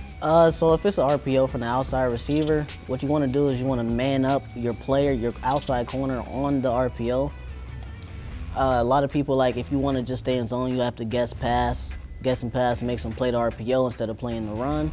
So those are 2 big things you got to do to stop the RPO if you don't want them just run it all the way down the field. Yeah, so you see right there, Josh Allen scrabbling to the outside for either Deshaun or Dimitri. You get the ball, pick up a 1 yard there, but the biggest thing, no mistake there, but good defense there by Deshaun or Dimitri. We'll find out here in a few minutes. Scream up the middle. Found the What open a space. laser. Got that precision passing working. Again, no huddle, so we both got to like keep an up this. RPO here. Yep, 1st and goal. Inside zone. Blown up. You got Devin Cook hit hard. No huddle. Speed still going up with this. And he's going to run the RPO here. Game right here. 2nd and goal on the 7. Throws it, it's wide open, gets a block. So we got Madden meta at its finest. We got RPO action, something that the King has mentioned to me in the previous games. We were playing today, and we see the first touchdown of this open qualifier scored by, like I said, Dimitri or Deshaun. We'll find out here in a little bit. Yeah, not sure which one it is, but he did come to me before the game. He's like, so what you got for RPOs? Like, I'm sitting there like, And that was Dimitri. You were talking to him on that side, so it might be Dimitri right there. I'm guessing the one who asked me for RPO defense is the one on defense. Oh, okay, so that's Dimitri on defense there, and Deshaun, the reigning champion on offense, who just sneaks in the end zone for the 2-point conversion. Going for 2 early. Wow, going early for 2, which is a big sign. Either one, they know they could do it, or know that it's going to be later points scored, so let's get the advantage now. Right. Or even if I miss a field goal, or if I get the extra PAT, then I got extra points to add on the scoreboard. So we have the second kickoff, 1st and 10. I'll say this is Dimitri here with the ball that was asking about the offensive side, but Deshaun asked him about stopping the RPO action. So Dimitri with the ball here with his Josh Allen coming out 25-yard line on the ball going into the end zone, 1st and 10. Caught him on his D lineman. Wide open pass. And one thing about both of these players, like you said, they know each other very well. They lab together, so it's hard to really know what one another's thinking, even though you know them, correct? Right. I mean, you can get a feel for someone's tendencies. Like I said, when I play my friends a lot, like I know exactly what they like to run, what plays they like to go to on this down. So you definitely know their tendencies, and you can win just off that, just off knowing what they like to run in certain situations. Yeah, offensively and defensively. Yeah. Yep. But right now, both teams are picking up. Got it. All right, we got Deshaun in the blue here. So both teams are still, moving the ball up the field on each of them. Kind of both same idea, RPO action, which is a good thing because I love it. I come from Nebraska. I played the option offense, so RPO is a child of that scheme of offensive play style. Good read to the running back. Yeah, so you got a play action to Cook, and he then goes into his route, is able to complete the catch from his Josh Allen. So Deshaun doing a good job here. RPO here. Trying to figure out what looks good, and right now, I feel like this is an RPO to the left side. Nope. Regular straight pass. Throws it down the middle. Ooh, risky pass to Gabe Davis there. Good defense there by Dimitri with White on the deflection of the pass. So now we got 2nd down and 10 from the 16. I think that's the 16-yard line here for Deshaun. So where's the play call? Where you're going here, King? I wouldn't hate a run here. I would not hate a run here. And it looks like based off this formation, it might be the RPO. Okay. Yep, and there you go, runs the RPO, throws it, got has 2 blockers blocks in front, and both blockers hit at the same time to their run fits. Touchdown for Gabe Davis and Deshaun in Buffalo here. Yeah, as I said, I didn't hate a run there. I didn't hate a run there. Technically a run. I mean, the RPO is off to the line, off to the past them behind the line of scrimmage, so it's technically this is going to be an RPO screen. Hands it off. And he gets denied. Stuffed at the goal line. Stuffed. Looked like he was going in, but just pushed back there by Dimitri's D line right now that keeps the score an advantage to Dimitri. So that was a good, smart decision to go for 2 and to get it for Dimitri because he was able to hold Deshaun out of the end zone with Devin Cook, or Devin Cook's little brother there being stuffed at the end zone. Yeah, I'm not sure if they both just go for 2 every time, but me in the situation, my opposition goes for 2. He gets it. I don't like the chase early. Yeah. I would have kicked my field goal. Not a good feeling. Yeah, I would have kicked my field goal and just play defense next time if he wants to go for 2 again. Good run there, good read, good jukes. And how important, and I say, how long did he get you to master? Because we were playing earlier, and I was paying attention to the juke scheme in terms of the mechanics. How long did it get you to that moment of what, trying to make people a miss in Madden? I mean, back in Madden 20, I mean, since I first started playing Comp Madden in Madden 19, I've always had good stick work. That's mainly what I've been known for. Madden 20, it really blew up, and then once we moved to New Gen, the mechanics switched. Yeah, it's a little touchy, and it's actually a good thing. It's not over touchy, but it's touchy enough where if you do a hesitation, you slow that defender down trying to make that tackle. And it was way worse on old gen, but with new gen movement, it's harder, but it's still doable. Yeah, very doable, and I like it too. You see a great interception by Dimitri there, that didn't get past the defensive back for Deshaun's Buffalo Bills. So right now we have the first turnover of the game, and we mentioned, remember, Deshaun said it's always going to be about whoever makes the most mistakes. So he makes his first. He creates the first mistake for his team from making Dimitri thinking he had a short pass completion, and it's wasn't a bad read. The defender just jumped. Yeah. So another RPO handoff here to Cook, right up the middle for about a 9-yard gain there, 2nd and 2. Cook is getting a lot of runs from both teams. Yep, Cam is a great running back out of the backfield. Can run and catch routes. Run with Josh Allen slide. Smart, just to convert. Everybody drops into coverage, take advantage of that. But again, we got to maybe get a spy on that guy, as we talked in pregame here. Yeah. He's always a threat to run the ball. Great read to the outside.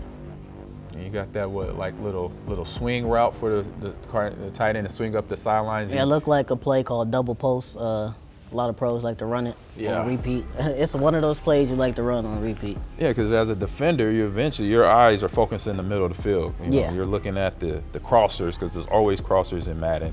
We got to know the pause here, but we have always crossers in Madden.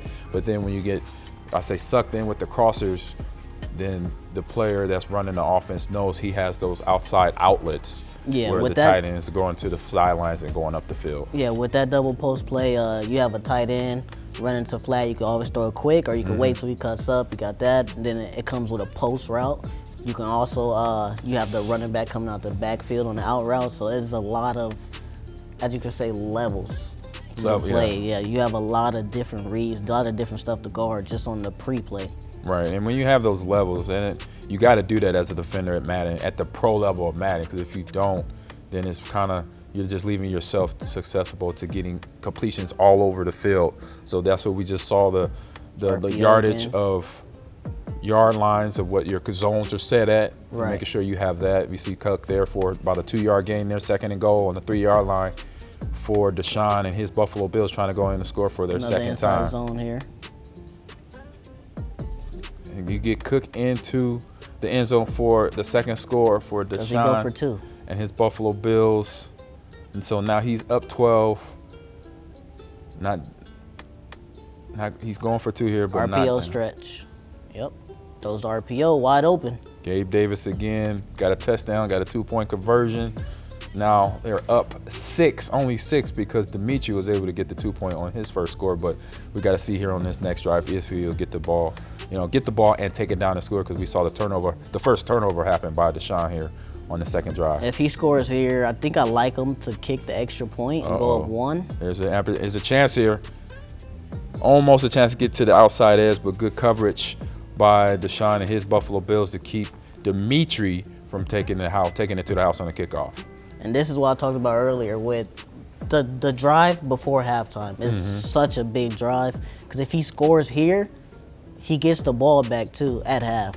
Yeah, I call that the daily double. I love it. Yeah, this is a huge possession for him. Yeah, big completion there for Dimitri, getting the ball to Knox right there over the middle. Nice drag and big yards after the catch, blocking downfield for the receivers too. So, and then explain some of them routes, King, how when you run that drag, you already know you have blockers in front of you because of the way the formation is set up. Can you explain that for the crowd? Yeah, a lot of routes. So if you have a drag on the field, then you have a C route on the left side of the field. Once you throw that, there's most likely going to be 1 or 2 defenders in front of that drag. So if you can cut it right, you can get a block and then also make one person take a bad angle.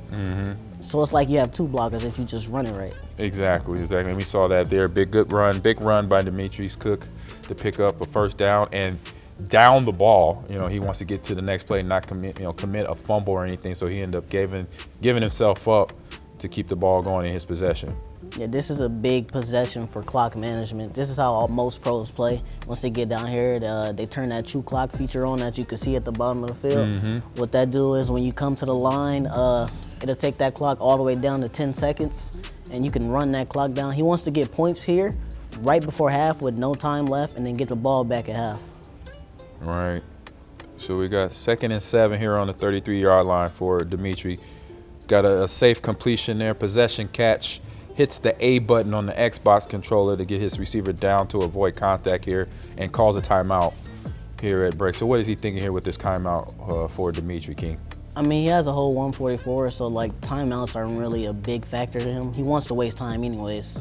Yeah, because you don't want to give Deshaun a whole lot of time on him. You need a good play on the field right here.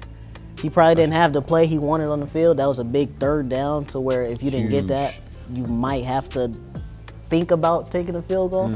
So nice completion there on the 3rd and 4 for about a 10-yard gain plus more. Now it's on the 10-yard line. 1st and goal for Dimitri's Buffalo Bills here. We got a tight end set, double set. Now we got motion.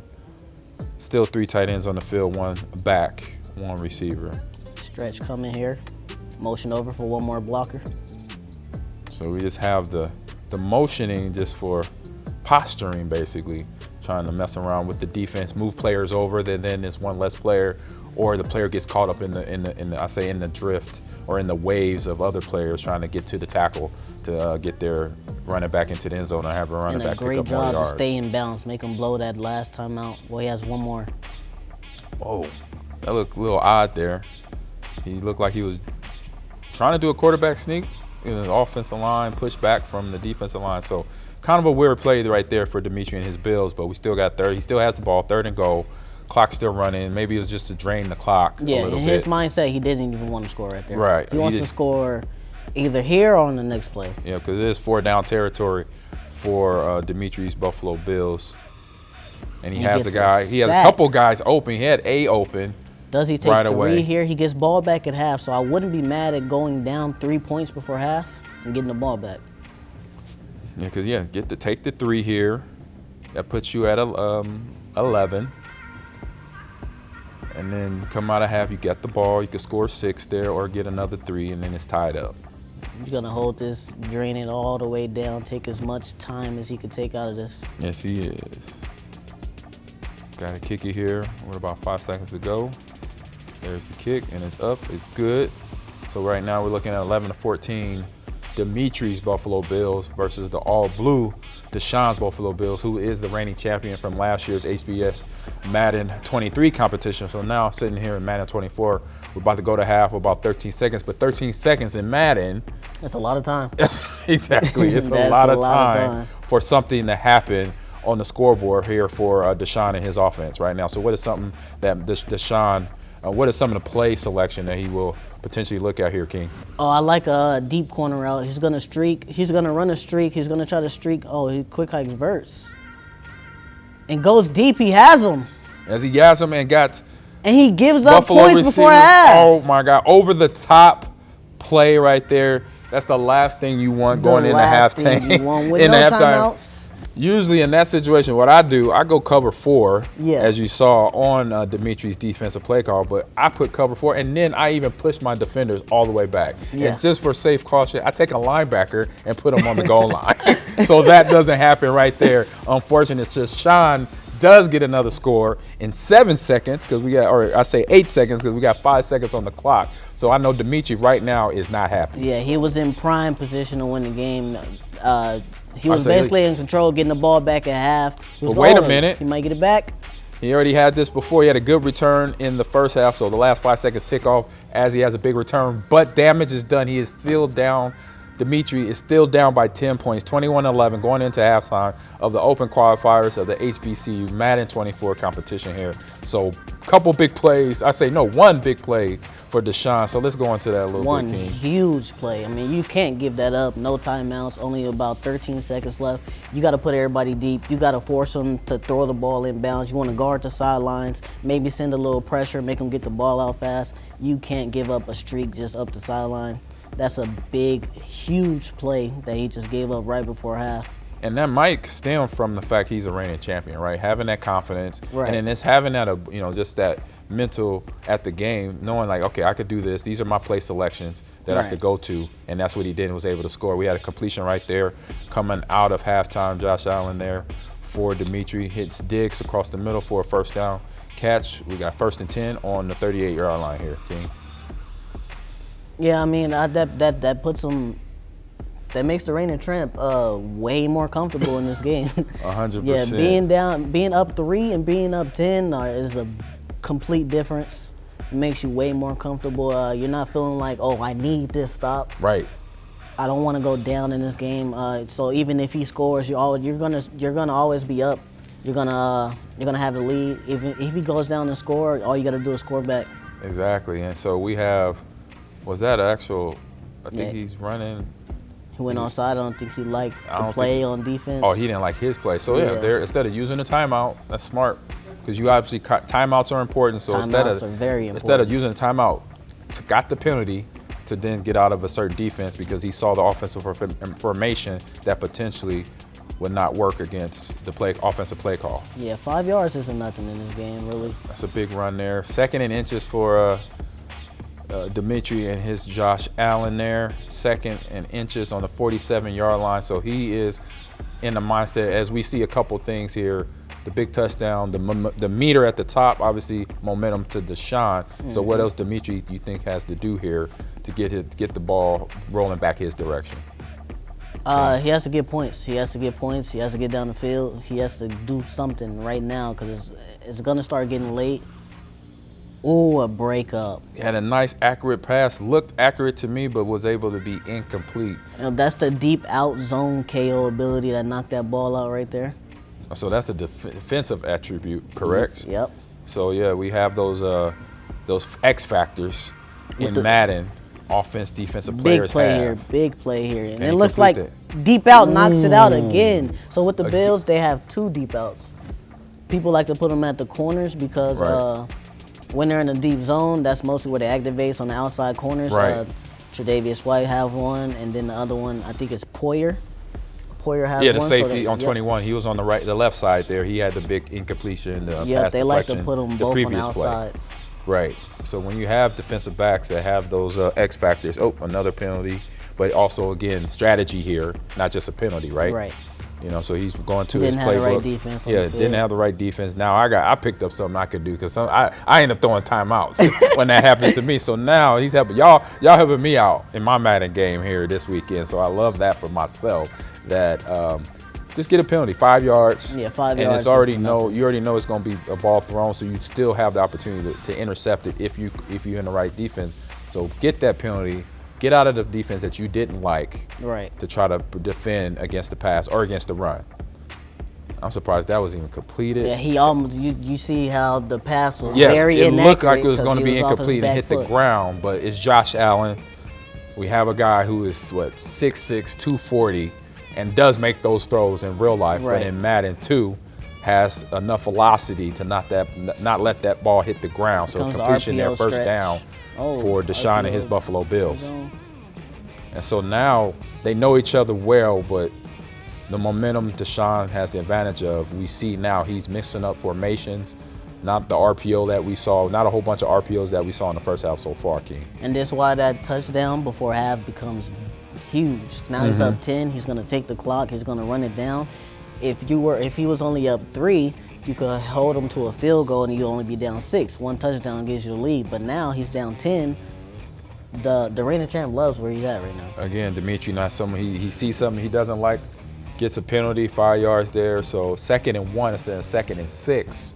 I for think it Deshaun. declined it. It was 2nd and 1. What's that? Oh, he declined Yeah, it? just a Oh, so friendly- they had a little friendly GA decline. going on. Gentleman's agreement between Deshaun and Dimitri here. Gets the but it first doesn't down matter. anyways. And he gives up the ball to try to drain this clock in the 3rd quarter because he wants to score, but he wants to drain that clock. So strategy here, drain that clock as much as possible before he gives the ball back to Dimitri. RPO Nice. tries to make a man miss. Try to get the ball to Gabe Davis one-on-one, but didn't help. But he still picked up 7 yards there on 2nd down and 3 on the 12-yard line. Deshaun right now showing his experience of being a Madden champion, open for qualifiers champion, of being patient, knowing when to throw the ball on the RPO, knowing when to give the ball right here to Cook for a 1st down conversion, 1st and goal on the 8-yard line for his Buffalo Bills, King. Oh yeah, this RPO is working amazingly for him. He's just moving down the field easy. Yeah, real easy. And this is one unfair part where you know a player, you kind of know where they're at mentally because of what just happened in the halftime, getting that conversion. We're just coming to the end of the 3rd quarter here, so got the big play and going into half. but we had the third quarter.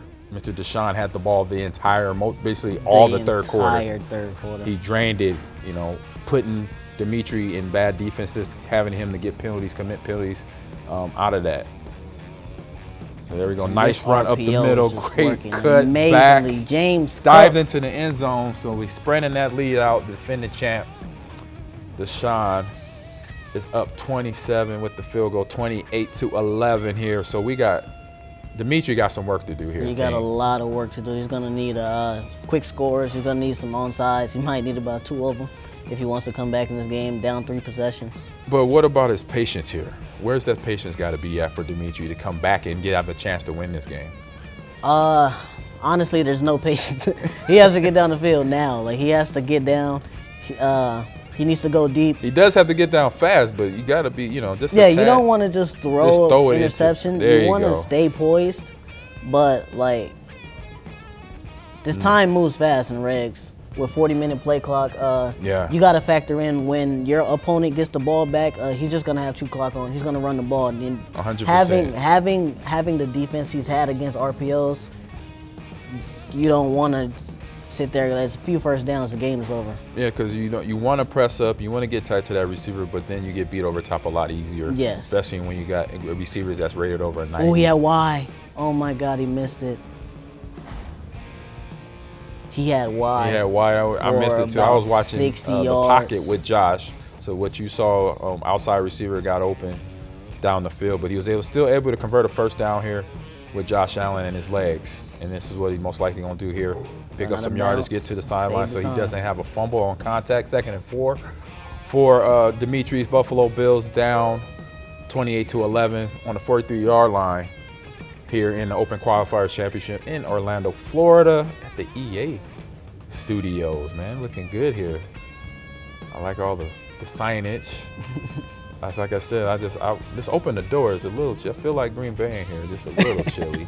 But outside of that, good read. The big completion right there to Diggs. So he's getting close. He is getting down the field pretty fast here, King. In terms of working with the clock, getting out of bounds, and getting himself more time, because we already know what Deshaun's going to do with the ball when he gets it back. Yep, he's going to run the ball. He's going to take the clock. He's going to run, stretch, RPO, stretch, RPO, stretch, RPO. He's going to run it on repeat. Yeah, good catch there by Diggs to get the ball down to the 16-yard line for Dimitri's Bills. 1st and 10, and Dimitri's trying to find, just like on defense, trying to find that offensive formation that he wants to throw, and finds it. Right back to the corner route. There it is. Touchdown to Diggs. At the big reception, previous play, now finishes off the drive with a touchdown. He's going to go for 2. And he's going for 2 here, which will bring him to 19, be down only 9 points if he converts here on this 2-point conversion. Probably an RPO here, if I had to guess. He might pass it, though. He's calling a lot of audibles. Yep, this is a real pass. X, good read. Nice. Good read, completion, 2-point conversion. And here goes the onside kick. So here we go. This is where real football and virtual He's gonna high kick EA it, make it bounce. comes into hoping that the defender drops the ball, he catches it. Nope, he got Gabe Davis. You got the hands team, because you have on that menu now, along with the mechanics of where you could actually pick to choose to do a high onside kick. You have that, but also if you're the team receiving the ball, you have hands teams and you have onside team, which could be 2 different things. And hands team is where mostly receivers that's going to be there to catch the onside kick. And we saw Gabe Davis on there with the catch, and he able to secure the onside kick for Deshaun's Buffalo Bills. So now we got 28-19. We got 49-yard line. That's where the ball is set. You got 2nd and 14. That ball went backwards, but Deshaun now has to do what with his offense right now to keep Dimitri from winning this game? He's got to keep it on the ground no matter what happens.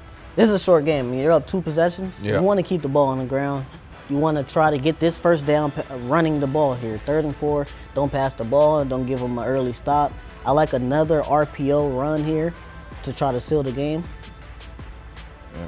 That was an Great RPO. defense played, and I like him to just take 3 here, cut his losses. He might go, though. He might try to put the game away. I say that was an RPO, but he went with the run on that RPO right now. So we're talking about the Deshaun, the computer engineer. So that means he is a tech guy. He knows numbers, so he understands what he needs to do here in terms of the clock, giving his team the time and I say drain it off, giving Deshaun less time to have the ball back if he even gets it back, right, King? Yep, he's gonna take this down to 2-minute warning. He might go to just put the game away, or he might take 3 and play a long game.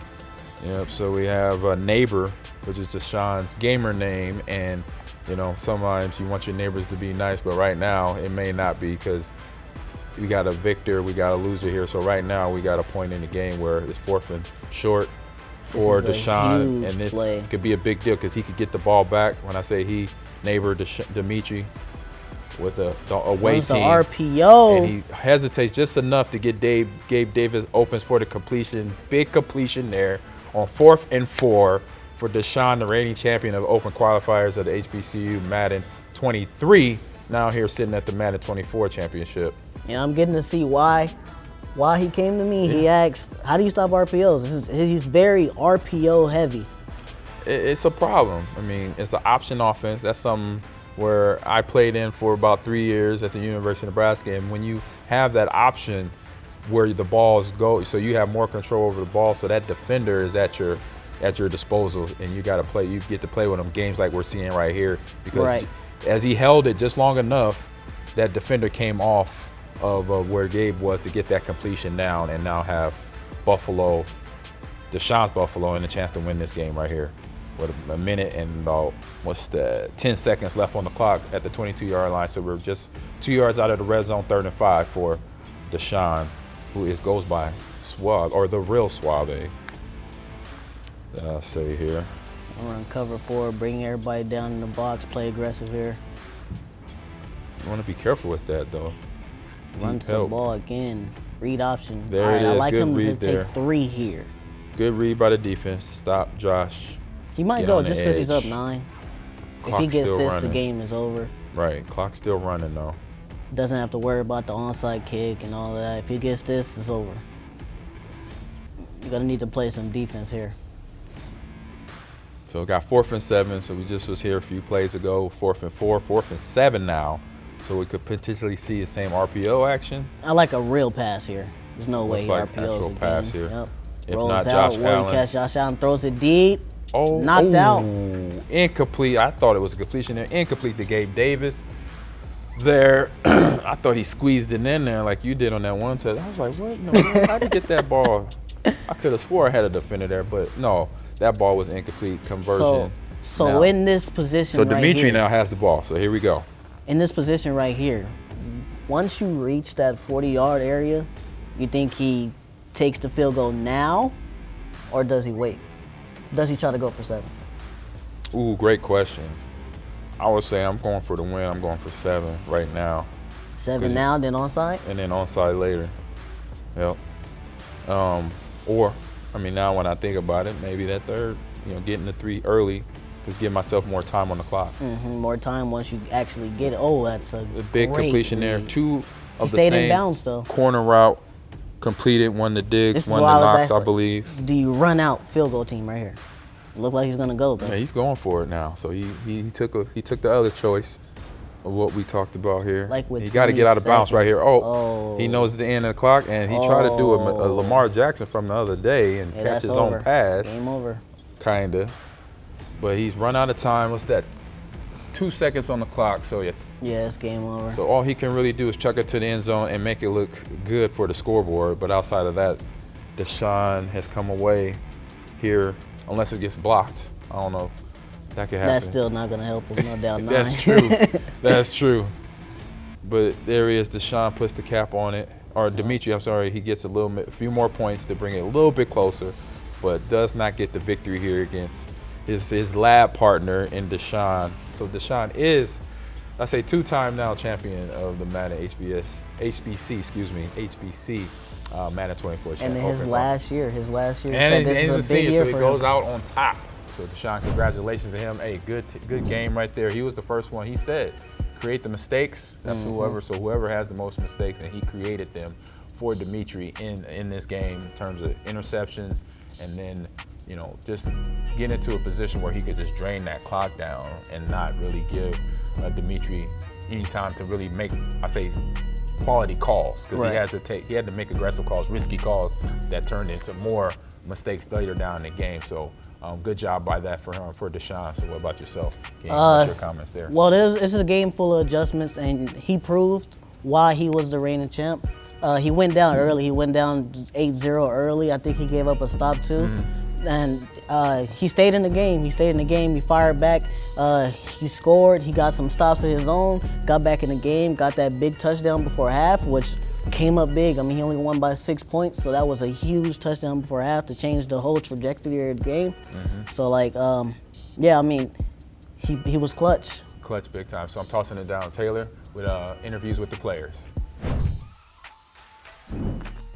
Now, congratulations, Sean. You are a 2 times champ back-to-back. How are you feeling right now? I'm feeling great. I'm feeling great. 2-time last year, competing in the HBCU Madden tournament. I'm just feeling great. This year, for me, it was like a rough year playing Madden because I was losing a lot playing MCS and stuff like that. But I came into this tournament, I just locked in. I had to stand on business.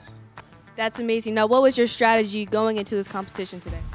I ain't been playing a lot of Madden lately, so going into today, I was just more so thinking like, just play my game, clock management, and just do what I gotta do in order to win. And just talk my trash to get in people's head. For real, that was it. Talk, get into the person I'm playing head, let them start talking to me. Once we get to talking, I know I'm gonna win every time. Well, you are now a 2 times champ. Congratulations, Tiffany. Back to you. Let's give it up for our winners of the women's qualifier and for the open qualifier. Kira Davis, the first ever woman to win this match. And then how about Deshaun Wade Neclos Jr., a 2-time champion, repeating on his way out. Congratulations. How does it feel, Kira, to be the first? It feels good to be the first, but most especially it's Tennessee State University I'm repping, so I'm happy, I'm excited. She's letting y'all know TS, you. All right, now I know Mr. Neclos on the end though has a little what? Aggie pride. I thought you were gonna give me some Aggie pride right there. Aggie pride, and today is a big day. So the ANT4, this was the day that they did their famous sit-in. So this was a big win for me. Greensboro 4, yes sir. Greensboro 4 bringing it home for my HBCU today. Yeah, and a great recognition during Black History Month. Let's just speak to what it was like, Deshaun, for you coming back in already knowing what to expect. What was your mentality or mindset this time around, knowing that you had to defend your crown? Still be a hunter, don't get hunted. So like my mindset was like, I know everybody want what I had, basically want to be the champ, so just come in here, handle business. Just simple as that. Like, don't play around. Like I talk a lot, but just make sure I back it up. Yeah, I mean, let me tell y'all folks, a lot of noise, a lot of smack talk going on. Kira, could you wrap up this experience and just what it meant to you? It meant a lot to me because Tennessee State University is put on the map and is more recognized as our TSU Heat highly exclusive academic team, and it's just very important for me. Well, congratulations to you both. Did an outstanding job. Love it. And let's send it to Ernest Walker, who is standing by with some great Madden players. You know him, Ahman Green, Deshaun Jackson. What's up, y'all? Hey, everyone. My name is Ernest Walker. I'm here with Ahman Green and Deshaun Jackson. The champ. He said it. So, well, here's got a couple questions for you all. So, what are you looking forward to most about this championship game? He already scared. I already know it. I ain't even gotta look him in his eye. He's scared. He's scared already. Thoughts? No, I'm not scared. I'm a running back, and nobody intimidates running back, especially this one. So, game recognized game, homie. Little do y'all know, before we got on set here, they was talking back and forth about the running back and receiver position. So that's, the little added animosity to the game. A little flair. I don't even want to do no talking no more. My gang gonna show up on that game right there. So, you'll see at the end of the game who gonna win. I like it. I eat linebackers for breakfast, lunch, and dinner. So you eat your Wheaties? I don't think he ate them this morning though.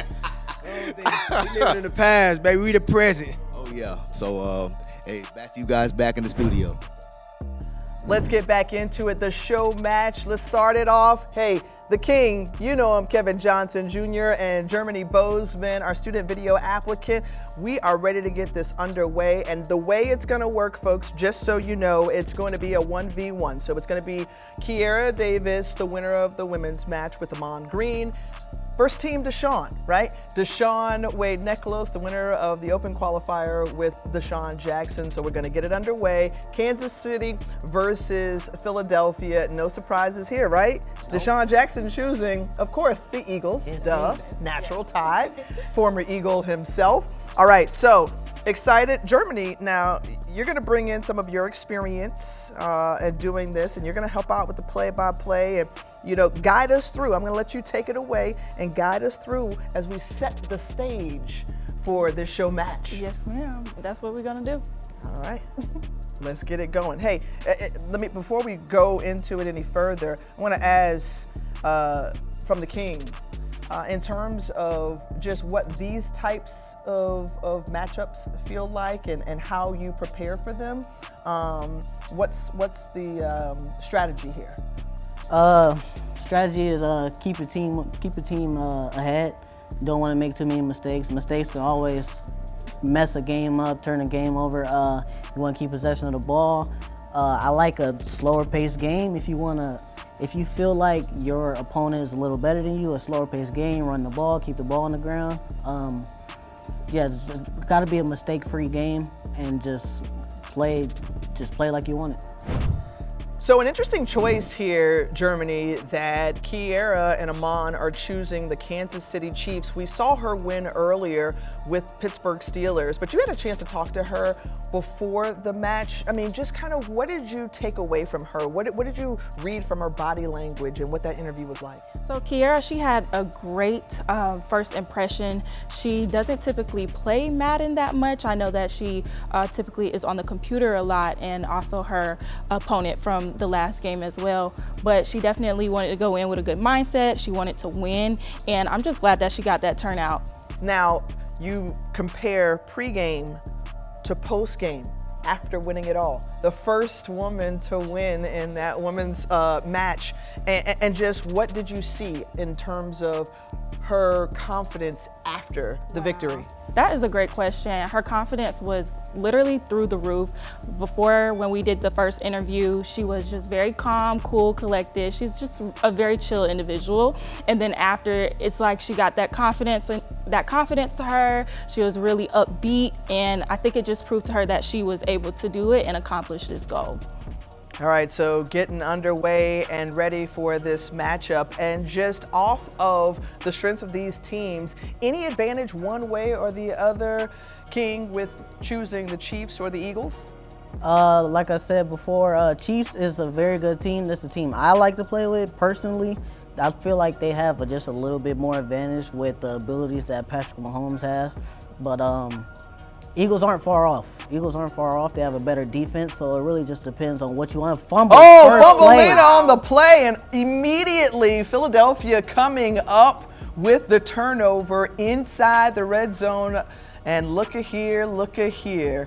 Great fortune to start things off for Deshaun Wade Necklace and Deshaun Jackson in this game. And I can only imagine the type of dialogue that's going on down there, because Deshaun has a whole lot to say and immediately hands it off on the first play. And just the mix of run and pass, and obviously in this situation, King, you got to keep the ball on the ground. Got to keep the ball on the ground. You don't want to make a mistake. I mean, you just got a big play. Like I said, turnovers is a big part of this game. They started off with one first play, first kickoff, so you got to capitalize and get points here. All right, with Jalen Hurts under center, the I formation here. And from about the 2-yard line, and the cutback, and DeAndre Swift is brought down. So a nice defensive play from the Kansas City Chiefs, and now bringing up 3rd and 2. So you still can pick up a first down and make it 1st and goal. What do you like to run in these types of situations? I like to run a lot of RPOs, like we seen last game with the Bills versus Bills. A lot of RPOs. It looks like they're going to run it again here. and get a touchdown. And Swift into the end zone and capitalizing off the turnover on the opening kickoff. It's Philadelphia on the board first. The extra point attempt by Elliott. It's up and it is through. Now, from your experience, Germany, just in terms of not getting rattled in situations when things don't necessarily work out favorably, how do you think Kiera is going to respond? I think Kiera, like I said before, in her pregame interview, she was very cool, calm, and collected. I'm hoping she didn't go into the match thinking anything otherwise, that she wasn't going to have a good turnout. I think it'll be good for her to really just, stay that cool, calm, and collected girl that she is, and just see where it could take her within this game. King, some plays that you like to kind of script a format coming out to get yourself comfortable. She's going with the pass play here initially with Patrick Mahomes and dropping back, looking with time. And a dangerous pass, and it's intercepted there. Intercepted by big play, Slay. So back-to-back turnovers for Kansas City. But you also have to take into consideration, as you mentioned, Germany, this is a new field or arena for Kiera, not having played a lot of Madden. King, when you have someone like that, you sniff that out a little bit. Do you keep on pouncing on them, or do you take it easy? When you see someone that's not really got a lot of reps under the belt like you do, you want to send pressure at them, get them to make mistakes, get them to force reads. Don't want to just sit back and let them do what they want. You want to make them go play the game. We'll see if they can come up with a big defensive stop and able to do so with the pass breakup there and a nice play in the secondary by Reed for Kansas City. What's so interesting about this is you can learn a lot about the personality sometimes of the player when you're seeing the types of plays or teams that they select here, keeping it on the ground with DeAndre Swift. Just aside from having met Deshaun, what have you picked up in terms of the personality of him as a player? Personality of him as a player? Like he told me, he might not be the best at the game, but he's not gonna lay down for anybody. He's gonna go out there, he's gonna show you everything he can do as a player himself. He's not just gonna let you beat up on him. He's gonna come out there, he's gonna fight no matter who he's playing. On 3rd and 9, going for the end zone, and another huge pass breakup for Kansas City. The decision, do you go for it here on 4th and 9? You're in field goal range. What do you choose? I think you kick here. I mean, you came out first play, you got a fumble, you got another stop. You want to keep piling up the points. Any points you can get, you want to keep piling up. As we see in the first women's game, they passed up on a lot of points and they came up big for them. It was a big struggle on offense for both teams. So any points you can get, you definitely want to take all of them. For Kiera to not play as much as I am observing the game, it looks like she has some kind of direction when it comes to defense, because she's making blocks and interceptions, and it's just she's doing what she needs to do to kind of stop the ball. Although the Eagles are winning right now, but she is trying to stop them. Well, to your point, and that's a great observation, because in that championship match of the women's side of things, she came up with huge interceptions, about 3 or 4 in total in that game to help propel her toward victory. So that's a wonderful observation by you. Now here on offense, Patrick Mahomes with Pacheco in the backfield, and on 1st and 10 and a tough run right there, eating up inside. She's definitely gonna have to find someone this play. I like her to pass here, try to get some yards, try to get Patrick Mahomes comfortable with throwing the ball, get some early completions. You definitely gotta start moving down the field this drive. She's surveying, and on the snap, oh wow, nearly got to the quarterback and caused the fumble. Mahomes and the Chiefs now 3rd and 12. And how do you make sure you just stay steady and stay in this game down 10 points? You want to stick. Don't get too uncomfortable. You want to stick to your game plan. Take your flats. I like her she doesn't have to go deep here. I like her to take a few yards, maybe make 4th down more manageable than 3rd and 12. Just don't get uncomfortable. Don't start forcing stuff. That's how the game swells up on you. You want to stay close and stay committed to what you do best. She's got to snap it with the play clock winding down, 1 second left, and they'll take a delay of game penalty. So it'll back them up 5 yards.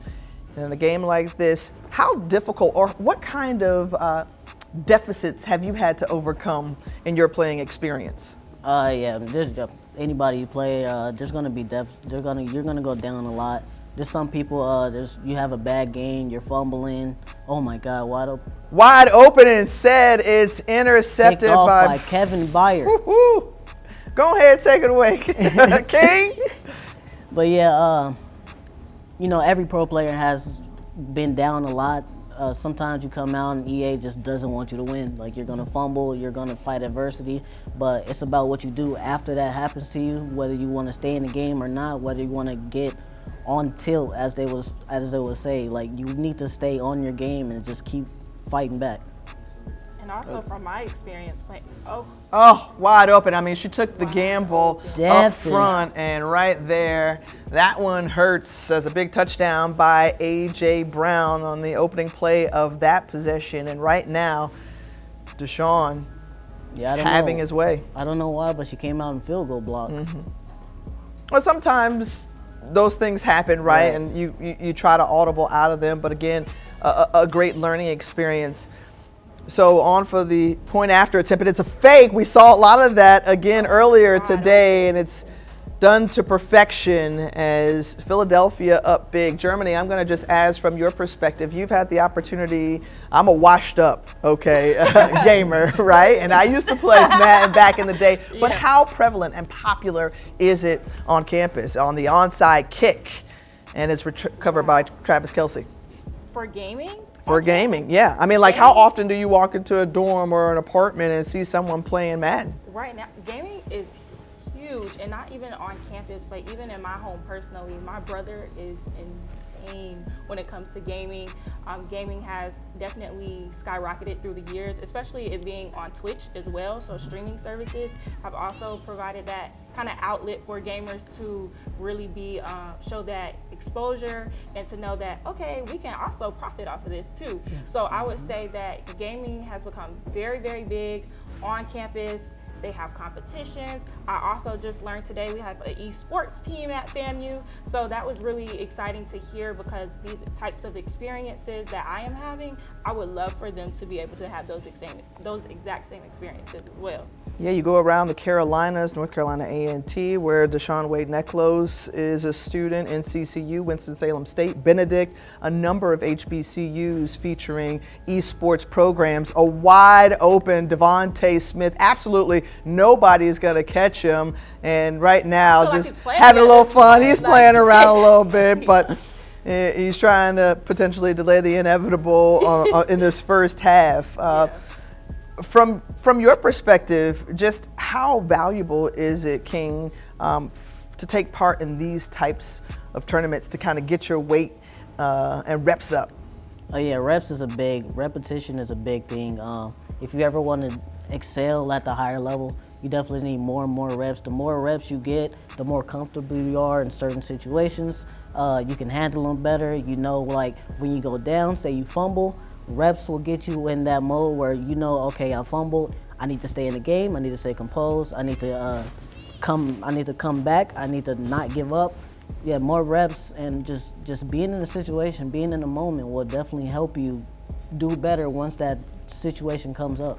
And I think that can be applied to daily life, just trying to get repetition in anything that you do, especially if you want to be good at it. Right. So especially with Madden and entering a tournament, at least repetition is really, really good and should be done before you enter the tournament, honestly. On the kickoff here for Philadelphia, a big lead for Team Deshaun with their Eagles, and James bringing it out of the end zone. And just past the 10-yard line, just trying to get something going so we continue to kind of have these conversations. When you're just coming into gaming and learning the plays and you're taking a look at, the panel and what's in front of you, how do you, oh, wait a minute, let's talk about this effect right here. Go ahead, this is one of the effects of the Eagle Stadium. So when you have a lot of momentum, as you can see, the lines are squiggly. They try to make it so where you can't see your play call. Make it harder on you when you call audibles. You don't know what your players are running because it's a little squiggly. You can't see for real. She makes a good read to Pacheco, but yeah, a lot of stadiums, they have different things, different momentum shifts that in the game.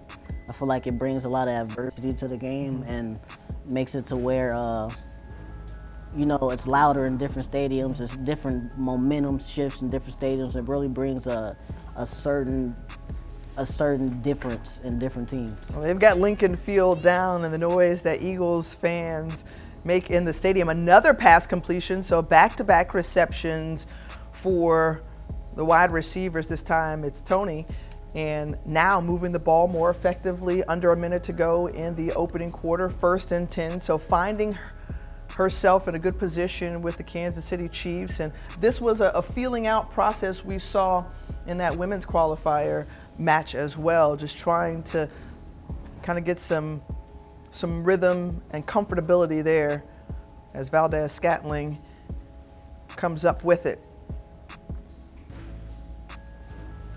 Yeah, she definitely got to get some rhythm going, try to get down the field. I like the plays she's running here, just getting some yards, making her offense comfortable, trying to move down the field. Just can't keep going 3 and out, 3 and out, 3 and out. You want to try to get some rhythm going, get Patrick Mahomes on his feet, get him throwing. Yeah, you definitely want to go out there and make something happen this drive.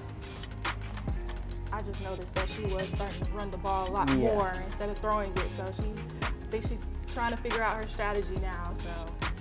And you saw that element within the game. Again, the creation. They want to have you have success, right? You talked about how it creates this real life atmosphere, but it's a tough game, right? We saw after the first quarter, just in terms of the features that you have seen within Madden and how they kind of add more and more. What do you think about those types of features and others? Yeah, that's definitely a feature where if you're playing a comp game in Madden, like it gets everybody laughing because it's like you're playing a comp game in Madden and then it pops up on the screen. It's like, tough game, do you want to quit?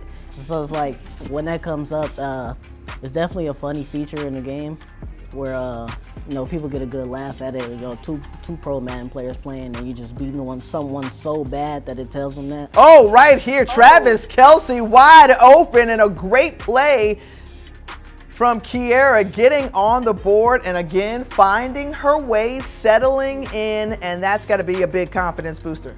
For sure. Great confidence booster. Definitely needed that. As I said, this drive, needed to get something going. The game was getting a little out of hand. Nice to answer back. And we saw that connection all throughout the season. Obviously, the Chiefs will be playing in the Super Bowl against the San Francisco 49ers coming up tomorrow.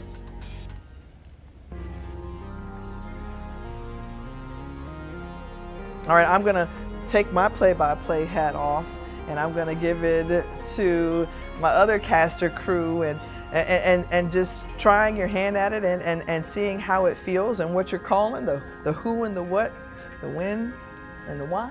You tell the how and the why, King. All right. Germany, what you got for us? Okay, so I know that we're about to go into this game, and Kiera, I'm honestly happy about that last play because, like I said before, we had that pre-interview and that post-interview, so it was good to see that she got some points on the board so she can, gain that confidence, get that boost so she can go into this game and really try and find, Oh, Swift to the outside. Swift, down the outside. Gets about a gain of 30 yards. Great run. And folks, you've been tuned in to this cast all throughout. I mean, understanding too how cool this is to be here with Germany and for her to have this experience, never having done play-by-play or nothing quite of this magnitude, but this is the learning that you hope to happen, just as Kiera is learning what this experience is like and having a wonderful stage to be able to do it on. Very appreciative of it. This is something that I wanted to get my hands on and really get that hands-on experience. So when it was announced to get that opportunity, I jumped on it immediately. Oh, and jumping on that pass interception by Mike Edwards. Oh man, important INT. So stringing some really good plays together, scored on her last drive, now coming up with the interception and puts herself in the driver's seat here from the 50-yard line. I'm telling you, she's learning the game. She's learning the game as she's going, and it's really showing up right now. As I said, getting some confidence on the last drive, putting some points on the board. Putting some points on the board can go a long way for your offense, your defense. It makes everyone play better. They feel like, you know, they can get back into this game. Right, exactly. And as a gamer, do you feel like in game you can feel like when you're turning that corner, when you're making that next step as a player and just figuring it out and understanding it even more? Yeah, once you get that first stop, you're like, all right, you know, let's lock in now. Let's come back. Let's get it together. I finally got myself flowing. Because there's always jitters, there's always nerves when you first come out there, first game. You're gonna probably make a mistake on your first drive or two, but then you're gonna learn from it, and then you're gonna play way better as the duration of the game goes on. And some people are just a second half team. Right. Some people are just like that. So once they get that time to really get their feet wet, they can go back in and really accomplish what they want. 3rd and 11 here for the Chiefs. And Kiera trying to keep this drive alive. And woo, the pressure was brought right up the middle of the interior of that defense for Philadelphia, and too tough here. And you're going to think they're going to punt it away. Yeah, she's probably going to punt it away. But I did see a lot of fakes in the first game, indeed. so you never know. Looks like she's going to kick this one, though. And a touchback. And how about Deshaun going to take it out? And he's just safety. He's toying around a little bit. Yeah, like. You know, fun times, because it's also a chance to experiment here, right? And try a few things. So on the safety, it was going to give the Chiefs an opportunity to get the ball back and see what she does. Kiera can take advantage here. Now you got to think, if you're Ahman right now and you're down there with your partner, how you coach her up? How do you coach her up, King? You just gotta tell her to go get points. I mean, go get points for us. Get me closer to where when I get on the sticks, I can go win this game for us. You want to stay as close as you can, or try to take the lead. You know, just stay locked in, because there's a whole nother half after this. Woo! Way through Pacheco, great the run. cutback up the middle, and you know what? Deshaun was daring her with that goal line defense. She breaks through, and Kiera is into the end zone for the score. She said, "Play with me if you want to." A great run by Pacheco, a very hard runner. I just can hear the room right now. I can hear it. I know she's loud. You know she's loud. You think she's loud. She's like, my game is speaking for me loudly right now. Her up right now. I know she's loud. We're trying to get back into the game. So I just know she's in there. See if she could string together another stop, make it closer than what it is. Exactly.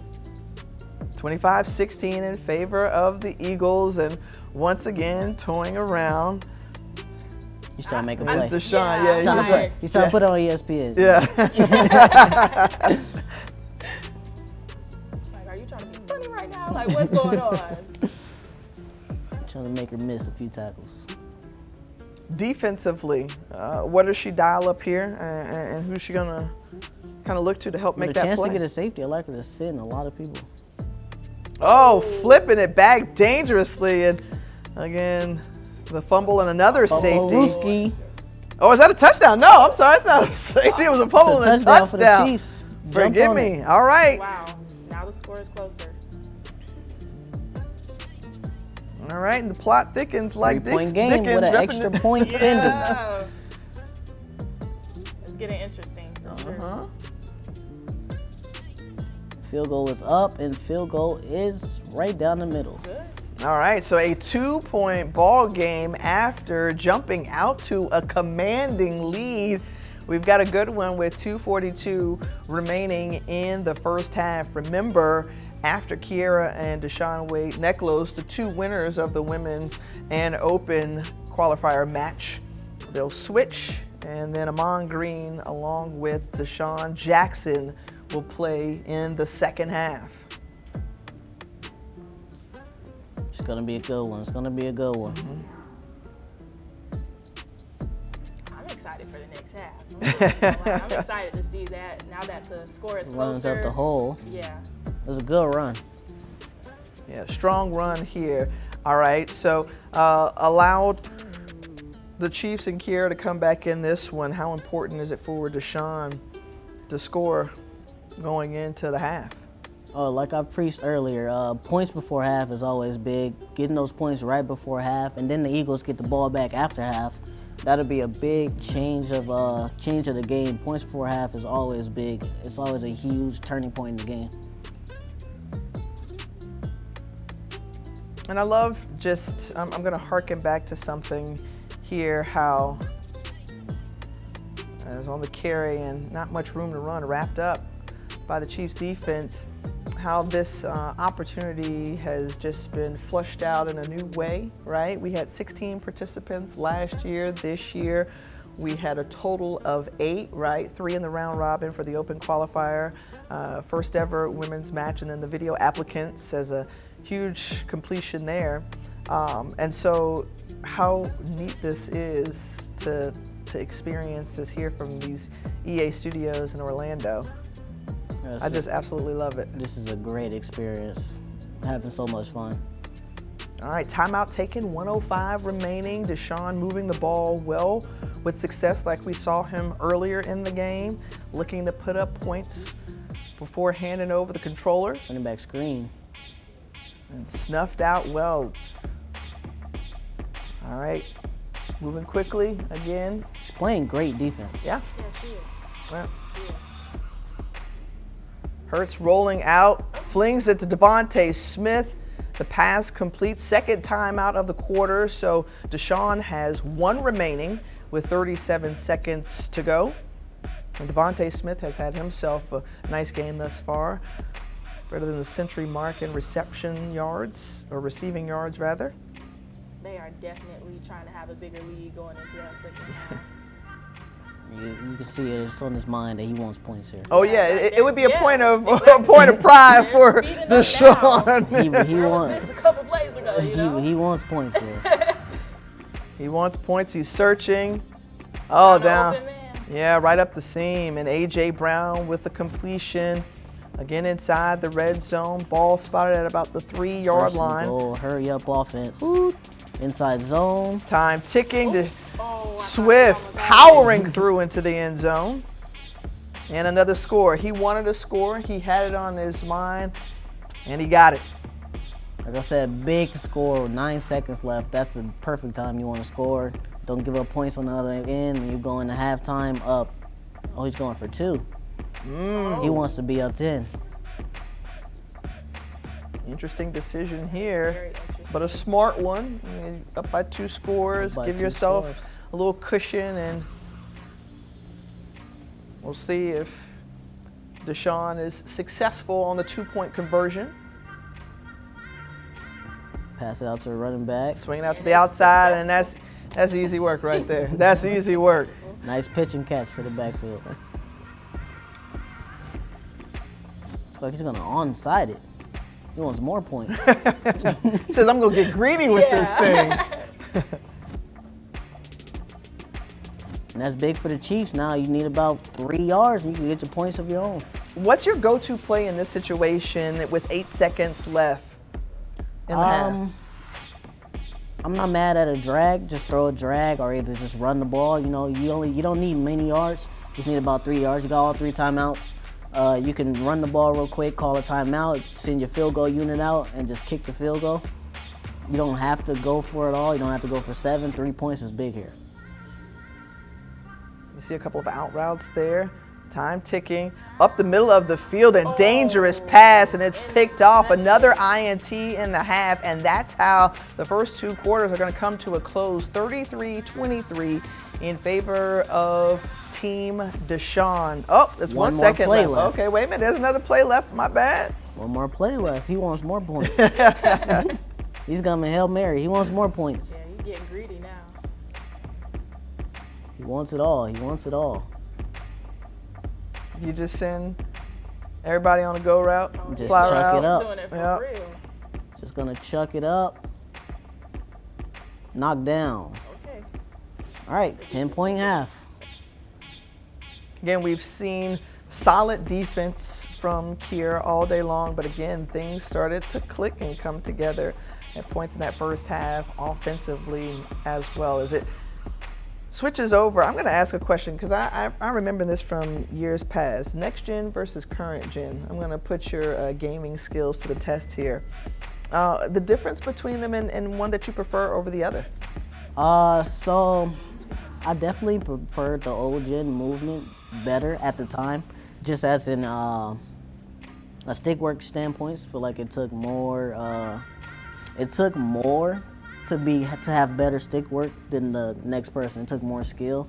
With new gen, I love the mechanics. I definitely love the mechanics more better, but like new gen is more based on, you know, your right stick more than your left stick.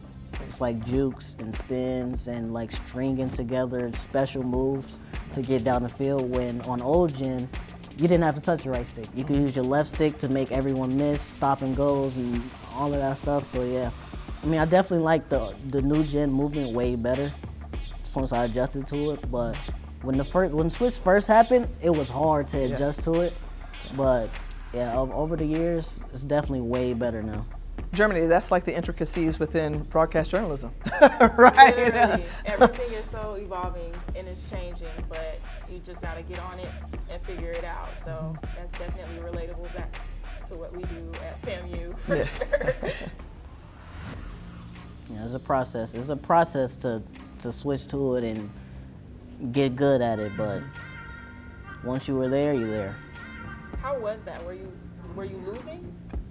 When you first started off with the next gen? I would say yes, but everyone wasn't great. You know, it was like a whole new, different type of game.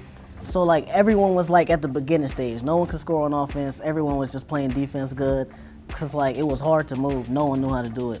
But now it's just second nature. Everyone comes out. The new Madden comes out. It's just second nature. We're adjusted to it. Everyone can move. Everyone can do everything right as soon as the game come out. Taking the delay of game penalty here, but you also saw the adjustments being made in terms of the preferences. How important is that to get it the way you want it? Yeah, that's big, to know your adjustments, to know your audibles, to know what you can audible to. Most pro players, they have a player's agreement to where, you know, this first delay of game, I'm gonna decline it because I'm gonna give you time to set your audibles, what you wanna audible to, what you wanna set up. I'm gonna set my defense up. We're gonna set each other stuff up in this first seconds. I'm gonna decline it, and then after that, we're live. I like that player courtesy that is some pretty universal, right? Yeah, very universal. All right, so Deshaun Jackson, the former Eagles wide receiver and return specialist, is playing with current day Eagles, Jalen Hurts. Audibling it out, got to get the play off before the play clock expires. Does so, and Hurts, oh boy. A big dropped interception. Well, coming in, again, the defense continuing to stand, right? The defense continuing to stand no matter the player for the Chiefs, as Ahman Green is now on the sticks. I think we might have some momentum in this second half. They both play on the regular. I'm sure this is going to be good. DeAndre Swift to the outside, and a gain of a like a whole few. different team, right? Yeah. But how much more than does strategy come and play out here in this type of scenario, understanding that you've got to be a lot more mindful of the play on the other side? Oh, yeah, you got to be a lot mindful. The player, I mean, she's playing with a lead, so the game styles definitely change when when it's a tie game, they're going to play completely different. It might be more on the ground, more runs for the team that's up 10 with ball.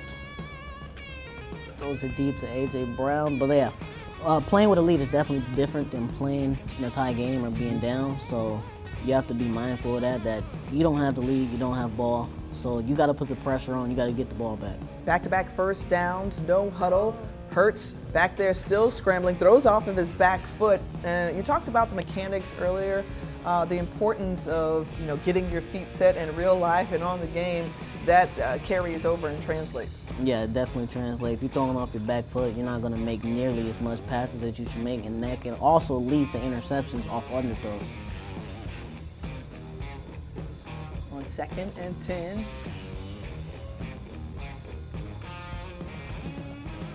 And let's see what Deshaun Jackson goes with here. The drop back. Wow, Zacchaeus coming up with a huge grab across the middle, and very fortunate that it landed into the hands and the reception made. Just overshot it with his user, could have had the interception. Now you see that star as Bolton was eyeing Swift, and Swift scampers into the end zone for the touchdown. Speak to just, again, that game dynamic.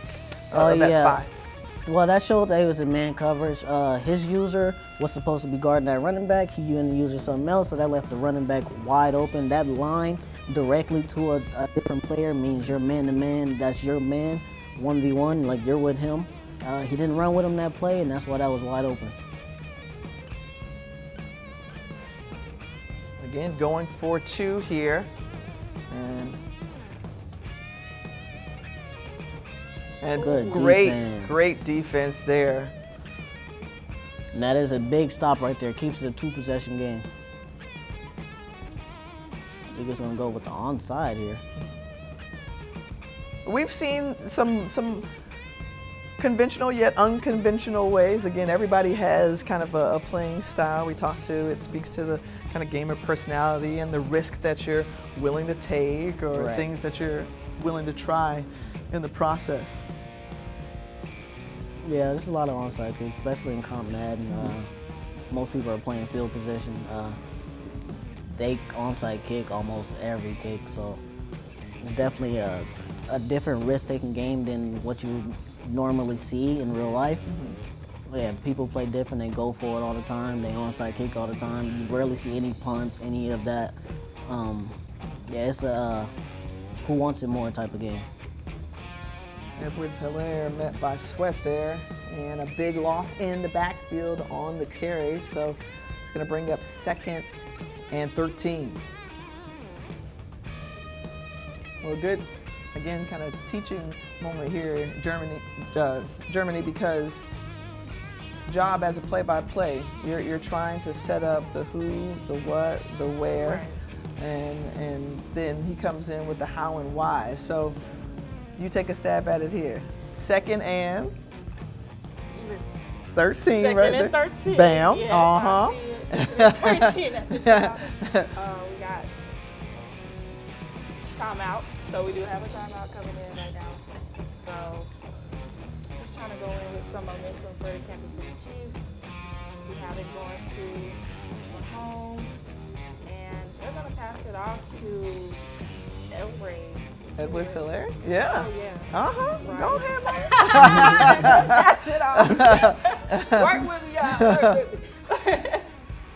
Looks like they want to pass it, though. To me. Like, they might throw it. Yeah, they're throwing it. Ooh, great defense. All over Travis Kelce. And you know what? That reaction that we just had, right? Like, you're watching it like, ooh, everybody down playing there. You know, you kind of, it gets that rise out of you. It's an exciting, it's just exciting. Competition is great and something that we look forward to, all right? You feel the atmosphere once more here on 4th and 5, a critical 4th and 5. Plays again. Seeing all these squiggly lines. A lot of momentum for the Eagles right now. Right.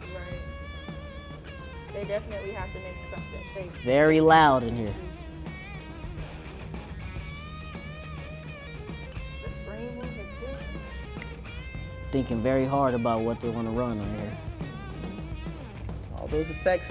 Snap with 5 left on the play clock. Got X wide open. There you go. Drops it. Oh! Big hit. A big hit, great defense. Land of wood there on that hit, and boom. Kaylee turnover on Ringo possession. lays them out. All right, so give me the reaction after that. If you're the one who delivers that hit, how are you? How are you if you're on the sticks right now? It depends on how my the person I'm playing, how he's been. If he's quiet, you know, I'm not too animated about it. Oh, because so you're gonna match the level. We're gonna Okay. match the energy. Okay. So if he's talking, I'm standing up, I'm yelling, I'm like, woo, how you like that, boy? And I'm on his face. Okay. Now, Yeah, good defensive play of Vaughn there, rushing the quarterback. I like that because, you know, you're a Cali dude. So, you know, Cali's cool. It's laid back. You're like, okay, I can get up in him a little bit. Oh yeah, we talk. We're gonna talk, definitely. The comp Madden game. You don't give me those vibes though. You I- like real chill, like real cool. Chill back, but when it comes to doing what I love, yeah, I'm a competitor. Okay. Everybody wants a dub. Oh yeah, Second and 10. Great definitely. protection for Hurts. Now feeling the pressure and the big sack up the middle. You kind of call that a coverage sack. Great defense there. The defense No. has always been there. Mhm. It's been there from the beginning, so it's cool to see how it's transferring into the second half. Up the sideline, a great Ooh, pass, a good great possession catch. Quez Watkins. Keeps the drive alive. Now into Chiefs territory. Excuse me. Just gonna audible, then he's gonna flip it.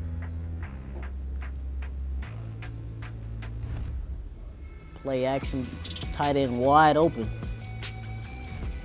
About a gain of 12. No It's called huddle, a hurry keeping up it going, offense. yeah. He wants more points, more points. Seen a lot of cover 3 from the Chiefs. A great read. What's the go-to defense or the safe defense as the quarter comes to a close after 3, 39-23 in favor of the Eagles? But again, kind of the go-to defense that you like to lean on. I like to play a lot of man-to-man. I mean, you're gonna have to show me that. I like to play a lot of man-to-man. I'll send 7, I'll send 6. You're gonna have to show me that you can make a read. I might throw 1 or 2 adjustments on the field, but you know, it's a chess game, so I'm gonna keep sending pressure, keep making you make a read. I feel like they have to play like this, being down 16. I like to see more people coming at the quarterback than just 4.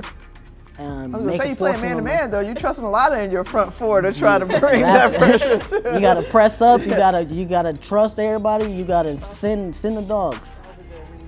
A.J. Brown just short of the first down within inches. So second and short, a chance to pick up first and goal if they can keep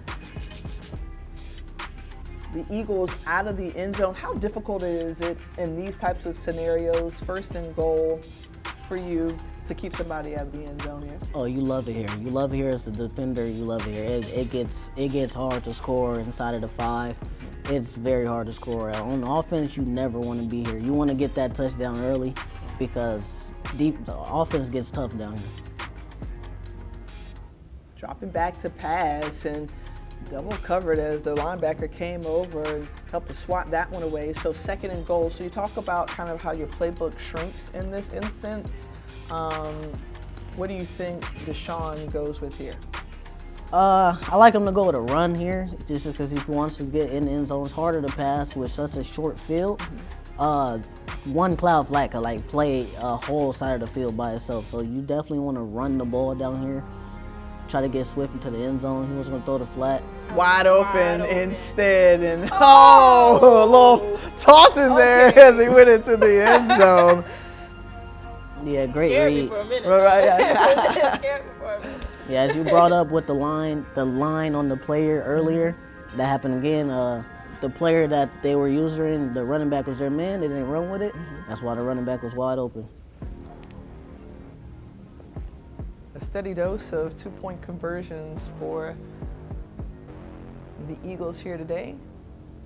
They've been successful earlier in this game, stopped their last time on a score and Good stopped defense. once again. See the defense? They got me. They got me with the defense.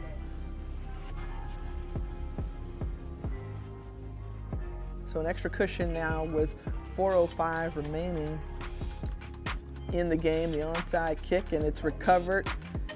Travis Kelce, when you have a target like him and a playmaker like him, how much do you want to try to rely on him in the closing minutes of this game if you want to try to get back? You want to try to get him open, get him in the open space. I mean, you have fast receivers, you have speed like that. He's gonna hold on to that ball and with his overall and how good he is. He's gonna catch a lot of passes that most people would not catch for you. So you definitely want to get him in the open field, get him the ball, you know, get him down the field. He's open again if she throws it, decides to run. And Patrick with Mahomes slides down. But when you talk about Travis Kelce, you also have to think about his size. Like, you have to really take advantage of his size. He's not the average size, you know, at tight end. So that's really, it's really good to take advantage of him. And then we have the pass to Tony. We get some ball movement. Yeah, like you said with size, the tight ends being a 6'5", big, he can box people out. He's definitely a great target when it comes to being open, being able to catch the ball. He's definitely a big target to where you can fit a lot more passes as to someone short. They can't do as much things as a 6'5" person can when it comes to jump balls, you know, catching in traffic. And it's an interception by Fletcher Cox. He's gonna go all the way. The big man rumble, tumble, bumble down the field. Oh my goodness! And that is just adding insult to injury. And celebrating into the end zone. I was not expecting that one. All right. So if I'm the competitor, I know they're yelling in there right now. I just Kev the King, man. Something you just don't see on the daily. No.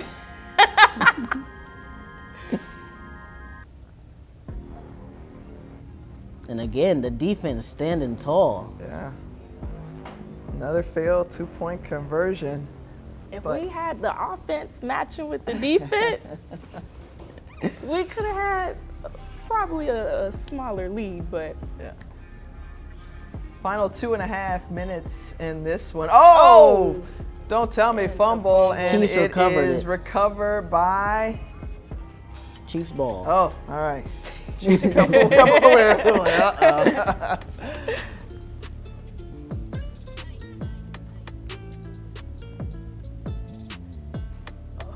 Once again, that pressure just tough for Mahomes to find the open player. And that's going back to the interception that he took all the way. That's why I say down at the goal line is tough. It gets tough there because you don't have mid-space to pass. So I like runs there so you don't run into something like that. I definitely like you to keep the ball on the ground. Check out of the backfield. Completion. Now 3rd and 5. And just about 2 minutes to go. And the 2-minute warning. So I'm just curious, Germany, how much of a gamer are you how much more of a gamer are you gonna become after this? I was just thinking, I was sitting down, I'm like, yo, this is actually interesting. It's like a real NFL, it's like a real NFL game. So I think when it comes to the game, I have to learn more of like where to look to find certain things. Like, you know, at a traditional football game, you look on the scoreboard, everything's there. Commentators, they're doing, you know, their job, so it's easier to keep up with that. What I'm noticing here, you know, just watching a Madden game, it's different areas of the screen you have to really be aware of and pay attention to, besides the scoreboard.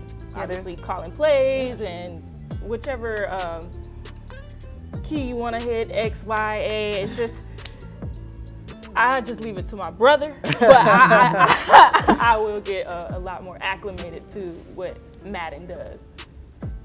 I mean, that's a great point because there's like an orientation that you kind of have to have you to have the to screen know and it. understanding You have where to to know look. it. And I'll be honest with you, this is how this is one of the ways that I learned football. Right. You know, because I played a lot of Madden growing up, and just understanding what plays to call and understanding coverages, that was incredibly helpful in my process to be able to now call it. I was on the Xbox Connect, I was dancing, you know, playing Wipeout. The controller games weren't really my thing.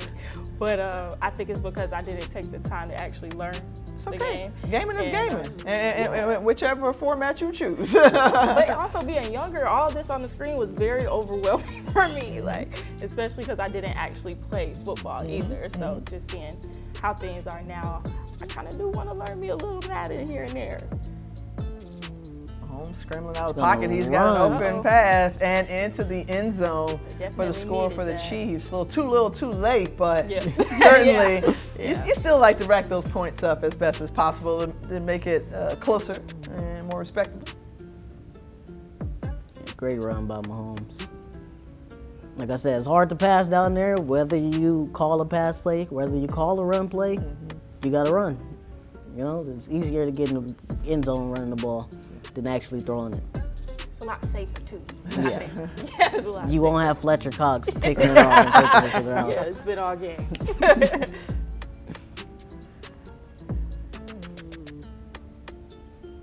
This is going to be a touchback in the final minute of this show match.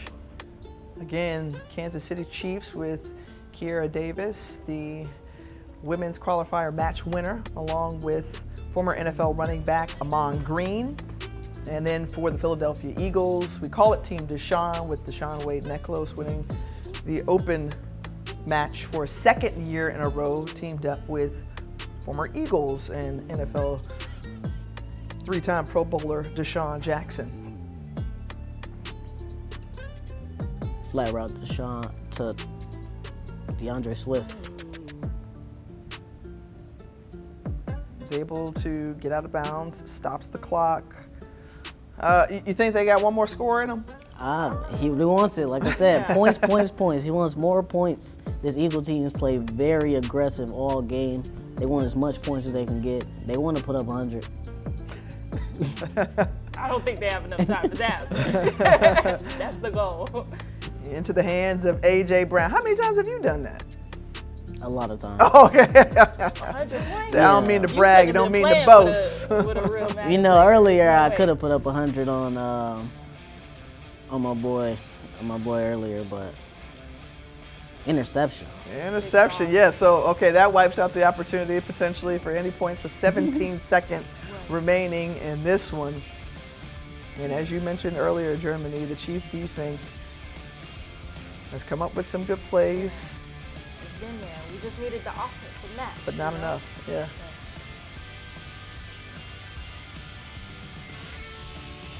Good, and the offense. Ooh, nice juke move by Travis Kelce. Okay, we see you. 9 seconds to go. 2 timeouts. They spin one. They want more points. Okay. Caught it behind them. Great catch. Like you said, get Travis Kelce open. Get Travis Kelce open. Yeah, it's a good time to utilize his size, like we said before. And a great route runner, too, with the abilities he has.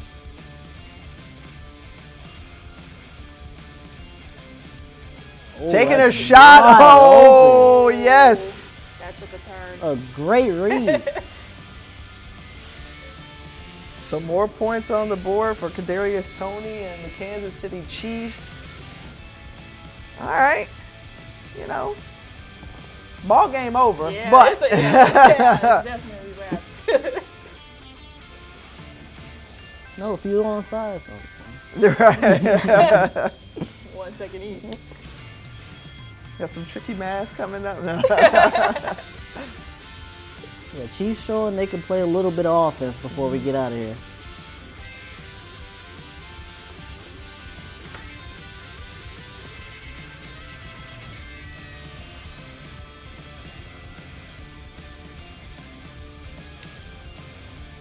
Kickoff not going to return it. Fair catch.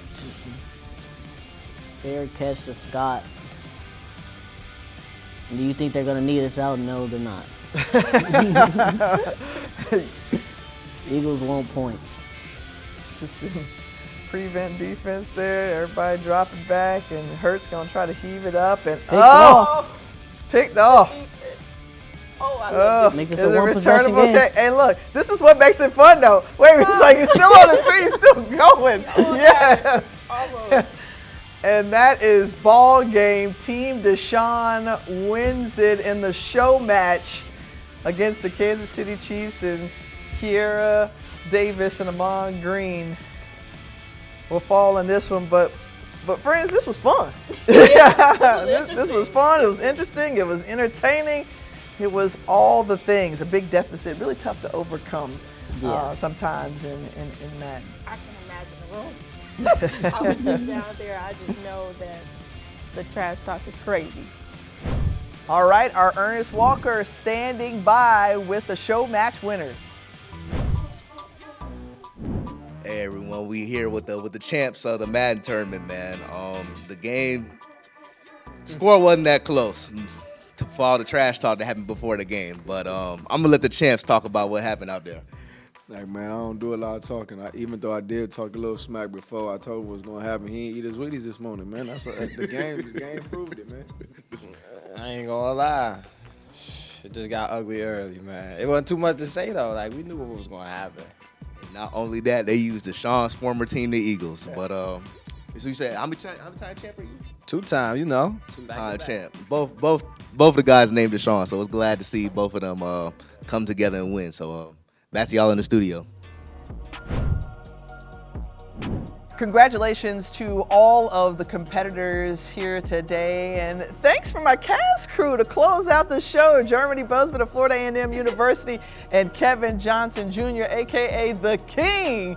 Thank you so much for being here. And look, we've got to thank some other folks who have been so gracious in making this possible. Our sponsors, G3, New Era, Prime Brands Group, Igloo, Dream Seat, Fan Creations, Sporticulture, Rico, Zippo, Microsoft, NFL, who included some cash prizes in this, folks, and Visa. We have had a terrific time here for the 2024 Madden NFL HBCU tournament. We can't wait to come back next year for bigger and better, but what an experience ship it was this year.